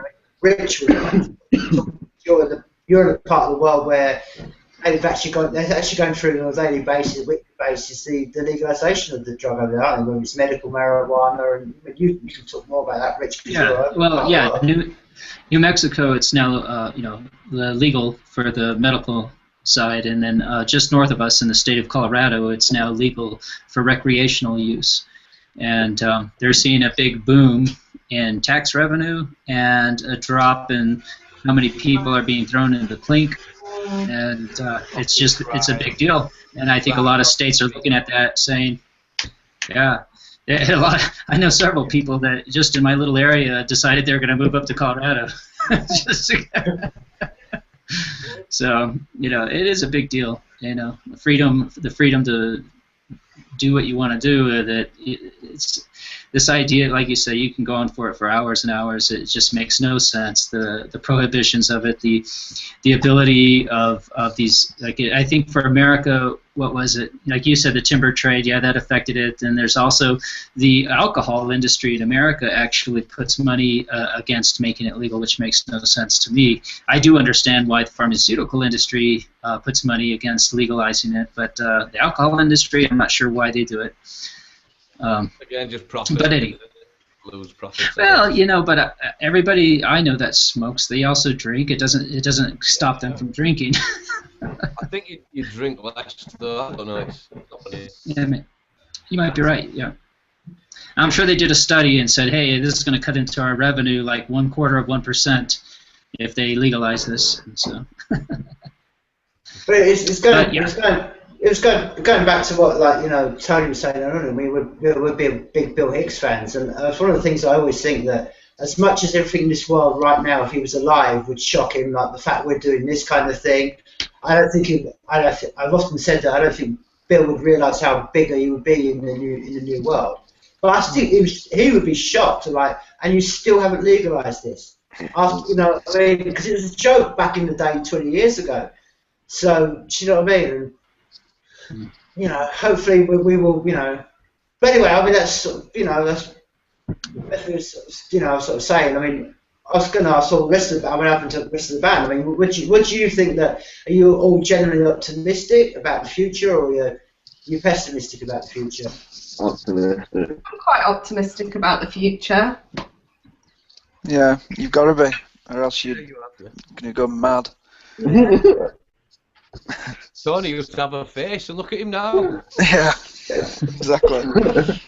And what do you think is the biggest sort of hurdle that we as a species have got to get over in the next 5 years? We all sound quite optimistic. What do you think is the one sort of big hurdle we've got to get over? Is it environment? Is it governments? Is it money? I mean, what do you think? Everyone needs to calm down. Like, yeah. Everyone needs to just calm down and sort it out. Sit down, shut up. That's the advice. I don't know. It's a strange one, isn't it? I've thought about that quite a lot. Is it like realising that, you know, voting's just pointless because they've already decided, in my opinion? Is it that you know, we need to start caring for the poor and all this kind of shit? Is it that everyone needs to just have renewable energy? I don't know. It's difficult, isn't it? It's very difficult to do it. But I once read something that said like everyone could have considerable amount of space if all live in like on Russia, and it's that big.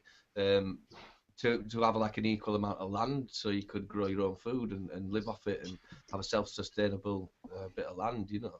Once that was a concept that might be worth it, you know. There's things like the Venus Project, if you've ever looked at that, and things like that, which are interesting concepts, you know. And I think it's that kind of collective mind that needs to start coming together for the greater good, rather than it being this corporation of collective nonsense, which is just there to, I will control you. And taxis and goes else, you know. It's been more of a hippified version of it, I think, without it smelling and having loads of dreads. You know. I think it's about striving to have a community that looks towards our collective goals rather than focusing on individual, you know, maybe individual needs and goals of people that have money and power. I think if we all invested in our community a little bit more, then things would be a bit better for everyone. And it feels kind of like that's the way that people are going. Like I feel like like the more conversations that I'm having with people, I feel like people are becoming a little bit more conscious of how their actions affect other people and the impact that we're having on the environment, and it feels like everyone's becoming a little bit more conscious, and I think it is just about raising awareness and raising consciousness in people to these kind of issues. And I think that generally, you know, maybe it's just a stupid optimistic thought of mine, but I think that generally people have an innate want to do good, and, you know, we want to look after our planet and we want to look after each other. You know, all the bullshit that people do to each other is generally because they've been messed about by other people. But I think generally we all want the best for each other, and I think it's just about sort of bringing that out of people and not letting them be afraid of being who they really are and doing good for each other. Yeah, I mean, I describe the time we're living in right now as the wake-up moment. It's the moment that in the They Live film where we're all putting our glasses on. Yeah. You know what I mean? And I think one of the things that we're waking up to that is that we're, you know, like we were touching on before in the podcast, is that if people have got to realise that, see what's around them, you know what I mean? And it's by that waking up around them they can sort of see like why. I've said this before, you know, before many times. It's like we were all born into these rules. Not, you know, none of you, anyone on the screen myself, we didn't make any of these rules up. You know, we were born into all this, and like you just saying there, Shadow, it's the idea that if we can, we're all we're on a rock that's tumbling through space, and if we can, the more we can understand that we're all just, you know, human beings and a collective together, which is one of the great things about technology, and that's what I mean about this wake-up moment, because we're all sort of going. That's what governments, I think, are struggling to face with at the moment. They can't say the enemy over there anymore, because that enemy over there, we've got someone on our Twitter account. We've all got friends who are, you know, on the other side of the world. So that's the wake-up moment I think we're in. But one of my fears is that as much as this wake-up moment goes on, people will just be distracted, and then before you know it, they'll be watching the new series of Strictly Come Dancing and just carrying on with it, you know what I mean? It's an interesting year in our country. We're going through the election, and you see how many people are going to vote in that. How many, under 30%? But it's getting that 70% to go, well, okay, like you're saying, look, we can just walk away and treat each other nicely, and, you know, like I said, hippie, the old hippie dream. Yeah, it's a difficult one, isn't it? It's a tough one. But it's, you know. I think it's just about taking personal responsibility, isn't it? I mean, you can't, like, you know, as much as we'd all want to change the world, you can only ever change yourself. That's the only thing that you have true control over. And if you do good, and then, you know, you just hope that everyone else does good as well, that's all we can ever hope for and wish for. There's a Bill Hicks quote, isn't there? The Bill Hicks quote about, you know, just forgetting about it, coming together and exploring space, you know, together as one, as mankind kind of thing. And that's always stuck with me, you know, and like, imagine what's out there. If we were just born a bit later on, you know, hopefully I'd like to think that it's all about exploring space, and, you know, there's different bases on different planets and shit, and why can't that happen? And it's such a shame, man. I'd love to be doing that shit. Instead of being in call centres, you have to. I'm on Moon tonight doing a work shift. It'd be awesome, man. It'd be brilliant. Shit, depending on how shit the moon is, which we don't know because we're not allowed to see it, are we? So it just annoys me. I think like the what we could achieve is immense, isn't it? And it's brilliant, and it's like the best story you've ever read.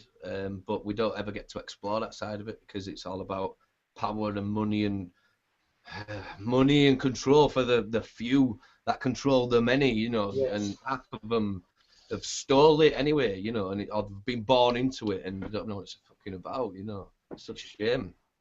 Well, that's what I think the wake up moment is. It's like as much as we're talking a bit about the old, you know, I'm a sense a bit hippyish about, you know, we should love each other and stuff. It's also that wake up moment of realizing there are some psychopaths amongst us. And the trouble is, those psychopaths are always attracted to corporations and government because they're hand in hand.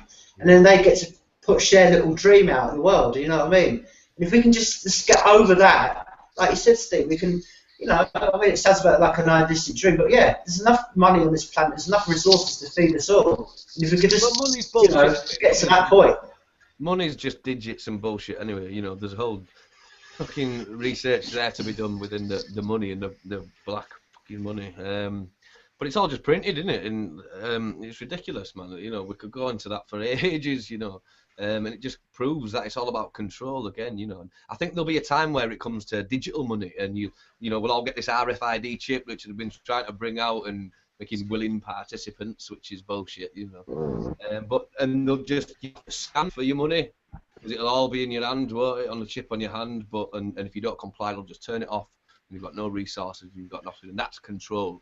And that's scary. When they start messing with us bodies, that's scary. And, you know, then you're going into all kinds of nanotechnology and chemtrails and God knows what else, you know. But it's a scary thought, isn't it? So you're not too hip on the singularity, huh? It's all I'm saying is I don't believe any of it, or I don't believe none of it, you know. It's all about, that's the information at the end of the day. That's what I've researched so far, blah, blah, blah, blah, blah. And I think that's how you just need to look at this kind of stuff, you know. It's all about opening your mind and just being aware of shit, isn't it, really?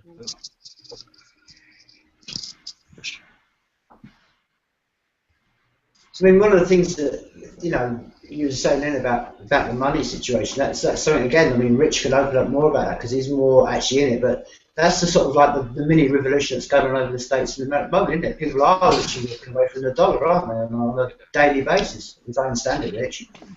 Yeah, well, I think what's happening, like you say, is this aha moment. Everybody is starting to listen to people who are on the inside, who are whistleblowing, and they're saying, you know, you can't change our government because our government is owned by Wall Street. They were taken over by Wall Street almost 3 decades ago. And so, you know, that same system is controlled by the federal, you know, the banks at the top of the heap, which are the, you know, the Federal Reserve banks, which you can then trace back up to the World Bank, and then the Bank for International Settlements, and then basically a handful of families at the top of the heap, and people are realizing what's that kind of. Well, you know, I don't know. I mean, I do know about Bilderberg, but I think the people at the very top of the heap, you know, who knows? Maybe they're just, you know, making their way like everybody else, not sure what to do, because a lot of this stuff was set in place, you know, generations ago, and you know how things go. You know, you have the next generation, if they have everything handed to them, sometimes gets lazy, and they don't exactly follow in their parents' footsteps, you know. But you know, there definitely is something to you know, the Rothschilds and these people who you know, back in the 1700s figured out how to take control over the Bank of England, and then, you know, just work their way throughout society. But you know, I think about like people like Patrick Byrne. He's the CEO of Overstock.com. And he's also one of the biggest whistleblowers against what's going on in Wall Street. And when he tried to get out there and show the corruption, he was warned, you're not the one that's, you know, you're not doing any favors for yourself. You're the one who's going to be investigated and taken down. And they didn't take him down, but they investigated him 6 times in like the period of 5 years. It was ridiculous. This guy who was just trying to do the right thing, on Wall Street, is now the most hated man on Wall Street because he exposed their crap. And he not only exposed it, but he investigated it deeply. And I think there's a website called, I think it's deepcover.com, if I remember right, where they get into the details of how things are corrupted and how the system actually works. And he's doing something about it. He actually is working with Counterparty, which is an organization created by a handful of people to build on top of the Bitcoin network and have basically create contracts on top of the blockchain of Bitcoin in order to basically replace Wall Street. So everything Wall Street can do can be done better on a decentralized autonomous platform. And so things are changing, and he's spearheading some of this change. And and like you were saying earlier, it's a matter of ignoring the system and moving on with your life with a new system, without even, you don't have to try and change the old system anymore because you can't do it. They own the military, they own the prison system, they own, down the line. So there comes a time when the revolution, like you say, is ignoring the old one because you can't change it. It's too corrupt at the top. The puppets, red or blue, Republican, Democrat, it's a lot of people are waking up to, different color, same shit, It's just different families. It's all seen here, just different families battling it out. And yeah, and in America, it's hardly the different family. I mean, I think people have actually traced the lineage of the Bushes and the Clintons, even Obama.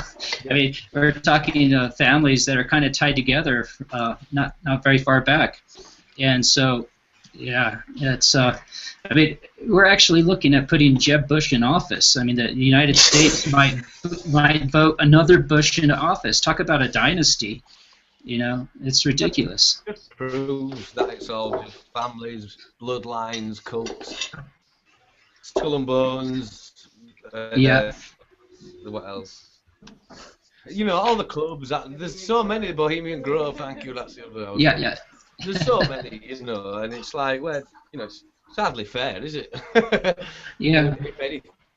Surely all a man can't have a say when it's always that, Right.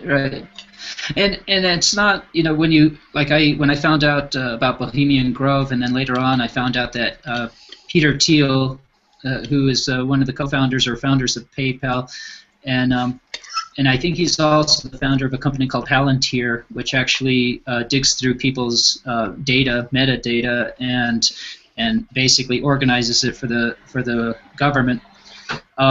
He's actually supporting the work of Patri Friedman to do something called the Seasteading Institute, which is about starting up cities on the ocean. So you have people who have still a libertarian stance that are inside of the system, way inside the system, as like Peter Thiel, who is somebody who is regularly invited to the not Bohemian Grove, but to the Bilderberg conferences.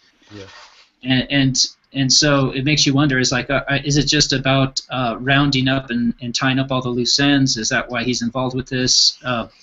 But ultimately, if what I understand is correct, what he's doing is actually good, because what he's trying to do is support this idea of having these small government cities, these city-states out on the ocean, which are self-sustaining. They're harvesting algae and seaweed and turning it into flour to supplement the nutrient-deprived flour that we grow today. Also fisheries out on the ocean, and the energy that they have all this stuff figured out, and they're actually working on one of the first city-states right now, or at least a trial. Basically, you were talking about the Venus Project and Jacques Fresco and his ideas. It's very similar. These city-states out on the equatorial zone of the ocean. The reason why they would place it out there, by the way, is because hurricanes, when they develop, they move away from the equator. And so if you have these city-states floating city-states out on the ocean, that's the best place for them. Also because the surface temperature of the ocean is the hottest at that point, and 1,000 feet down you have extremely cold water. And they actually created back in the 70s a generator that works off like a Stirling engine that that takes the differentiation between the hot and the cold, and it moves pistons to generate energy. So yeah, there's so many cool things that are just around the corner, And so yeah, I'm optimistic. I'm optimistic about the future because I think there's enough of us. Go ahead. We're seeing like more ways of just producing energy, and you mentioned Tesla before as well. And I believe that we're just going back to most of Tesla's inventions, aren't we? The man was a genius. Oh yeah. All about kind of just generating our own energy way forward, really. Did you know that they actually created a spray-on cell? It's a spray-on similar to it generates electricity. It's a clear sort of film that when you spray it on, it sort of works like a solar cell. I mean, that's some pretty crazy stuff. And Tesla, of course, he came up with another device, which is there's a guy who actually replicated it, and he works for like the U.S. Geological Association, or I can't remember exactly what he did or what his name was, but basically what he had come up with, what Tesla had come up with, and this guy replicated, was taking a large copper pipe, and it might have just been a solid rod, and it was just stuck in the earth, and it basically worked like a receiver of energy. Like I don't know how like obelisk, isn't it, basically? Yeah, and it's something that it was constantly outputting so much energy that it was a lethal amount of energy. And Tesla actually showed this device off twice that we know of to politicians, and it was a working device. And it just so happened that it worked better if it was put like next to a stream or a moving body of water, which kind of makes sense when you think about how electricity works. And there's so much stuff out there that we could be tapping into, and that's part of the frustrating thing. Like you say, when you talk about the Vatican, they may already, there's probably something very similar in the corporate archives of these, the wealthiest families that hold the patents on all of these things that they're sitting on, so they can exhaust all of the, so they can control and manipulate the oil industry and the people that are reliant on us, which is every one of us. So. It's a shame, isn't it? It's a massive shame. Yeah, but at the same time, it's people out there. There's people out there that are inventing all the time, in their garage, in their basement. The knowledge is already out there, like you said. We've already got the means, or at least the knowledge is already out there, whether it be hidden or an ancient technology that we're rediscovering or whatever. There's always the way of tapping into things that we just know nothing about. Like we mentioned the visible light spectrum before, and there's stuff there that we can't see. Like UV light and stuff. The infrared, sorry, and there's all sorts there that we can tap into and use. And it's just a case of that being made like used for commercial use and in every home. But until they get the go-ahead, that doesn't really happen, because obviously, like we say, the petrol and oil industries and until like the Bilderbergs and God knows who else, the Rothschilds give the yes, then it won't filter out, will it? Or that's how it seems, personally. And I think that's what we need to look at, is how to get these kind of, there's like solar panels popping up here and there, but that's not really enough, is it? We need bigger ways of doing it, and we're coming up with all sorts of ways of using hydro energy to wind energy to absolutely all sorts at the moment. I want China on about putting solar panels on the moon. Ridiculous. But there's all different ways, and there's crazy ways that are coming out now to generate this power. But I think it's just tapping into like hydrogen and stuff, like hydrogen-powered cars and water-powered cars and stuff that people are trying to get patents for, and they're just getting them declined, these engines, because obviously, they lose a lot of money. Go on, Rich, sorry. I was just going to say, it seemed like what Tesla discovered is we live on one gigantic magnet, which has an electrocurrent field that's constantly moving, and he just figured out how to tap into it. Yeah. No, I was going to say, I don't know if you're aware, but there's a company in Europe that have actually got a car running on seawater. Yeah. I don't know if you've heard that. The U.S. military, the Air Force, has developed engines for planes. that, and this was on RT News. It was a jet engine for their jets. So you could have a jet that flies low to the seawater and takes the salt water and converts it into engine fuel. Yeah. So you could literally have planes that are constantly, until it mechanically breaks down, it just can stay afloat or, in flight. So yeah, that's something that the U.S. military already has, and who knows what all they have. The sad truth is that I guess a lot of our huge technological breakthroughs came about because of our humanity's constant race to kill faster and better than the next guy. Yeah. I mean, it's all right, Rich, talking about planes that can run on, those kind of fuels. I mean, until we get planes that have got airbags, I'm always amazed that why is it planes that never always got crashed and they don't have an airbag on the outside? So we step back from the fuel and just put airbags on planes. We don't have crashes anymore. That's how we make us money. We just make airbags for planes. Well, you heard it first here, people. Airbags on planes. Well, I say it in all jest, but I lived down in Argentina for a while, and that's a 17-hour flight. And I'll tell you what, you go through 4 or 5 hours of turbulence, and that's the thought that goes through your head, thinking, all I've got to save me here is, it's a life racket. It's going to go into the sea, and I'm going to freeze my balls off. I don't know, man. I love planes and I love flying, but they're still basically just metal tubes with dinosaur juice that's been set on fire and then flying away. You know what I mean? We need to move on a bit. Yeah. I mean, one of the things that we were sort of saying then, Rich, as well, was that we had a guest on, and I would definitely recommend you all check her out. That she was called Ada, and we had her on a while back on the podcast.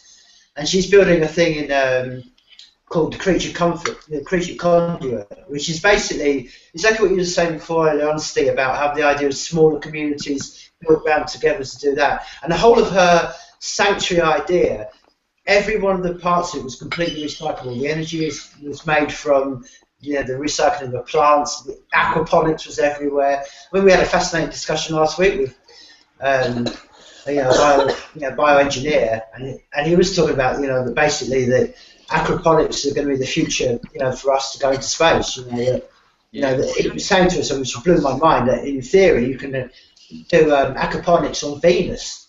You know what I mean? Because they've got a little bit of sunlight, and it's amazing, really. You know what I mean? There's so many great potentials out there, and like you said, it's about whether it's not whether the technology's there, it's whether we allow it, like you said.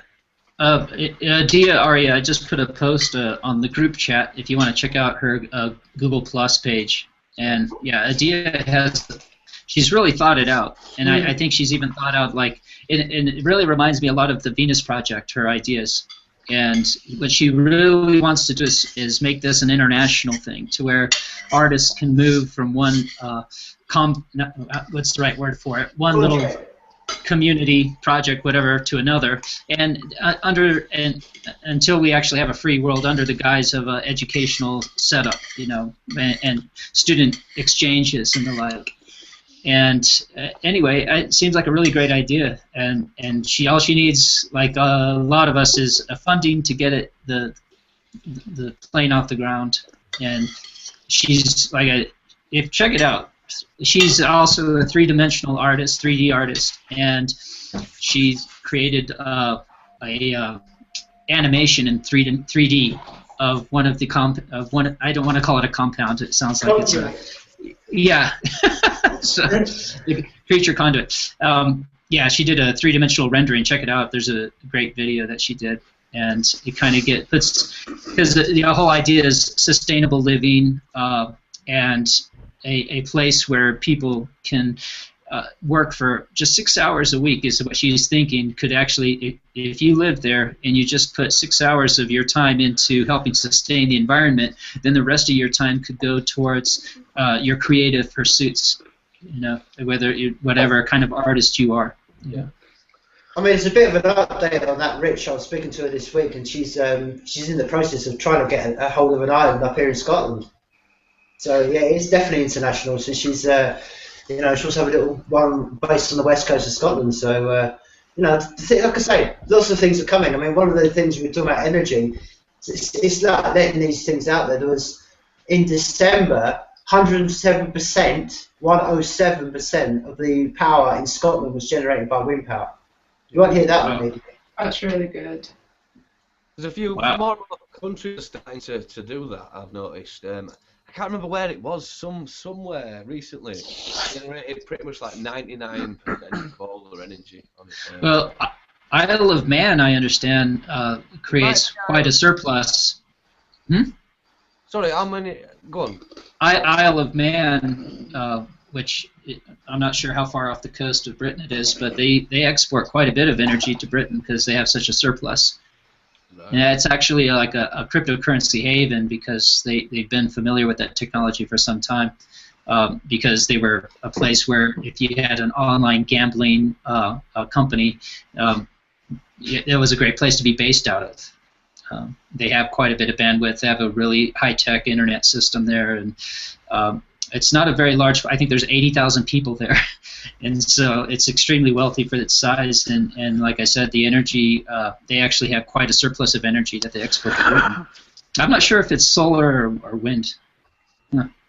Do you know the strange things, Rich? Over here, Isle of Man is never ever mentioned. You won't hear it mentioned in the weather. You don't hear it mentioned anywhere. It's kind of like the forgotten island of the country, really. I think they prefer it that way. Yeah. Yeah. Yeah. Do you know what I mean? But it's a strange little place. So it's like you said, it's got a lot of money. But there's quite a few islands like that. Jersey on the same. There's always little rich islands on off the mainland.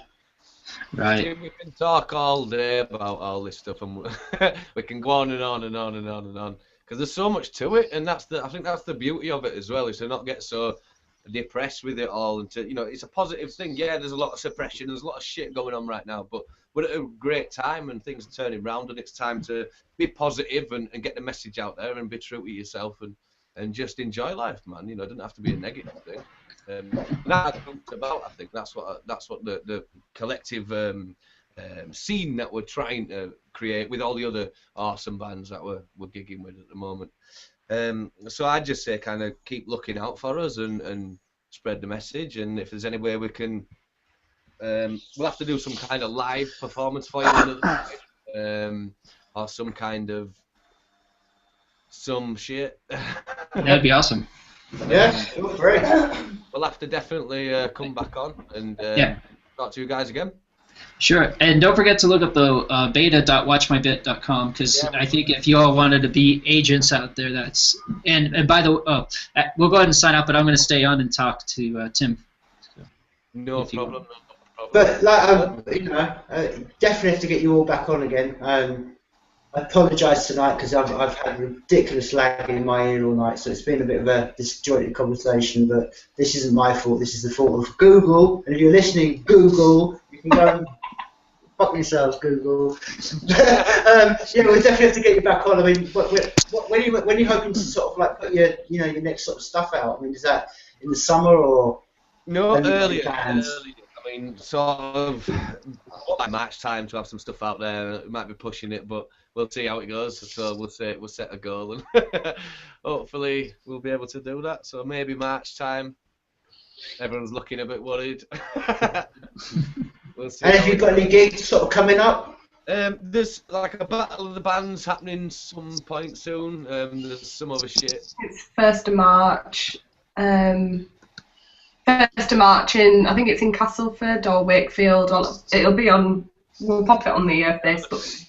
And whatnot. We're playing live at Leeds. That's in May, I think, at the 360. In May at the 360, yeah.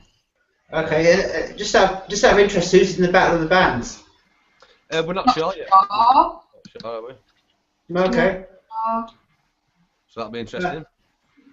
Well, like I said, we definitely have to get you back on at some point, 100%. And I want to finish with the your fine track called "Scented by the Hive." And before I sort of play it, anyone in the band, any one of you can feel free to answer, or all of you. What was the story behind "Scented by the Hive"? What's the sort of like background to that song? Scented by the Hive. I'd say I was thinking about like the royal bloodlines and that kind of stuff, I guess. And like how it's like from birth you just got this marketing and adverts thrown at your face, and you've got to do this, and this is what success is, and whether it's through, you know, like children's stories up to like the media and God knows what else, and it's kind of how, you know, we're all just brought up with it, and we're all just scented by this kind of the hive that we're all in kind of thing, you know. Hey, it's like in the name of the title, man.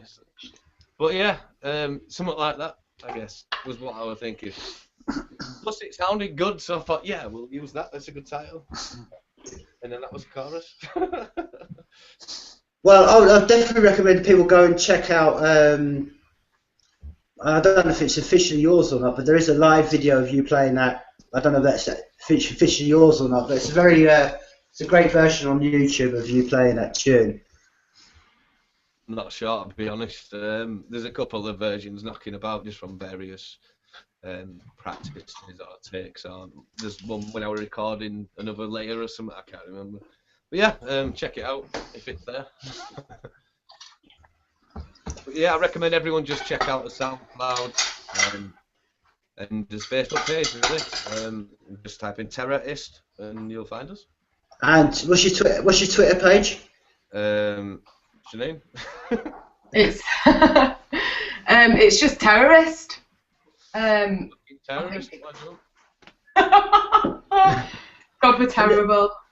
And just to let people know, that is with a hyphen in the middle. It is, it's an underscore on Twitter. Yeah, because if you don't do that, you'll definitely have the powers to be coming on and handing you down.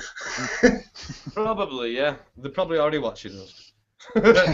Well, yeah, they're definitely watching. But like I say, it's been an absolute pleasure talking to you guys tonight. And like I say, I truly think that this 2015 is going to be a big momentous year. Like I said before, there's some great bands coming through, and I don't know. I think it's very exciting times, and all, you know. I can't wait to hear your new stuff, and I can't wait to come and see you live, and hopefully I'll come down and see you at some point, you know, when you play in May or whatever. But again, people go out and check and stuff, and you know, and just go and enjoy their music, because it's some great stuff. And like I say, I'm going to play out with Scented by the Hive, and well, we look forward to having you back on again, people. Bye. No. Thanks, dude. No worries. Cheers. Life is people. Well, yeah, they're definitely watching. But like I say, it's been an absolute pleasure talking to you tonight, and like I said.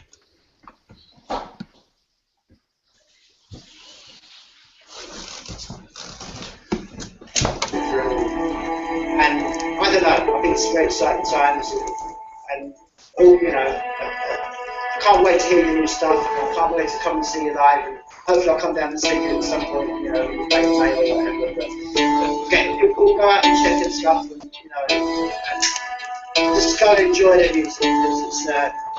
Let me tell a little story to you. A beating for invention.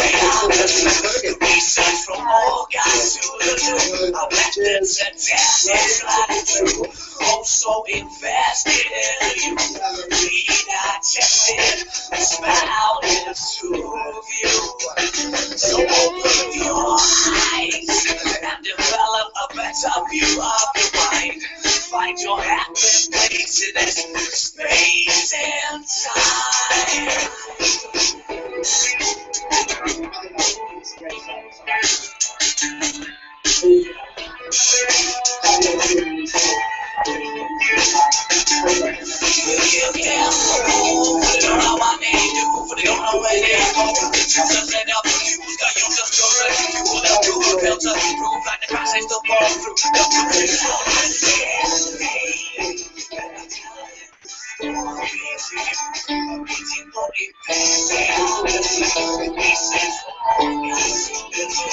It's not relentless, consensus for the light. No incentive for the light. Reinvented and scented by the hype. Full of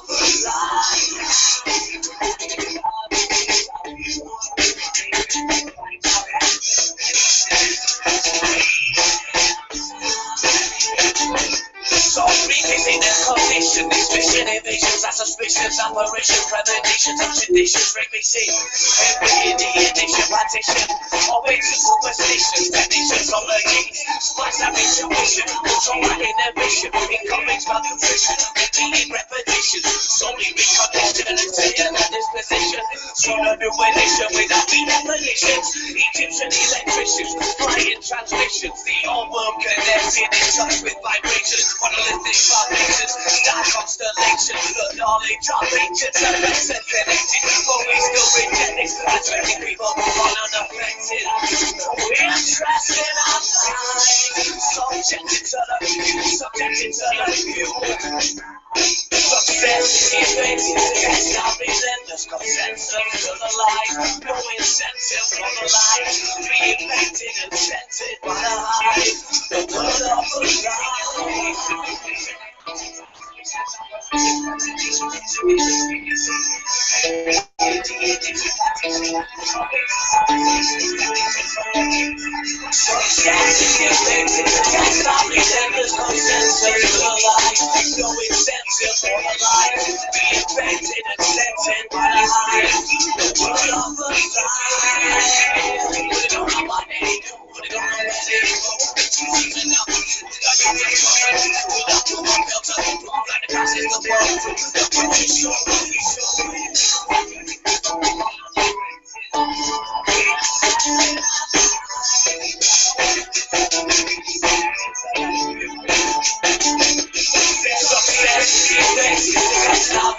Consensus to the light, no incentive for the light, reinvented and scented by the light, the word of the light, invented, that's not relentless consensus to the light, no incentive for the light, reinvented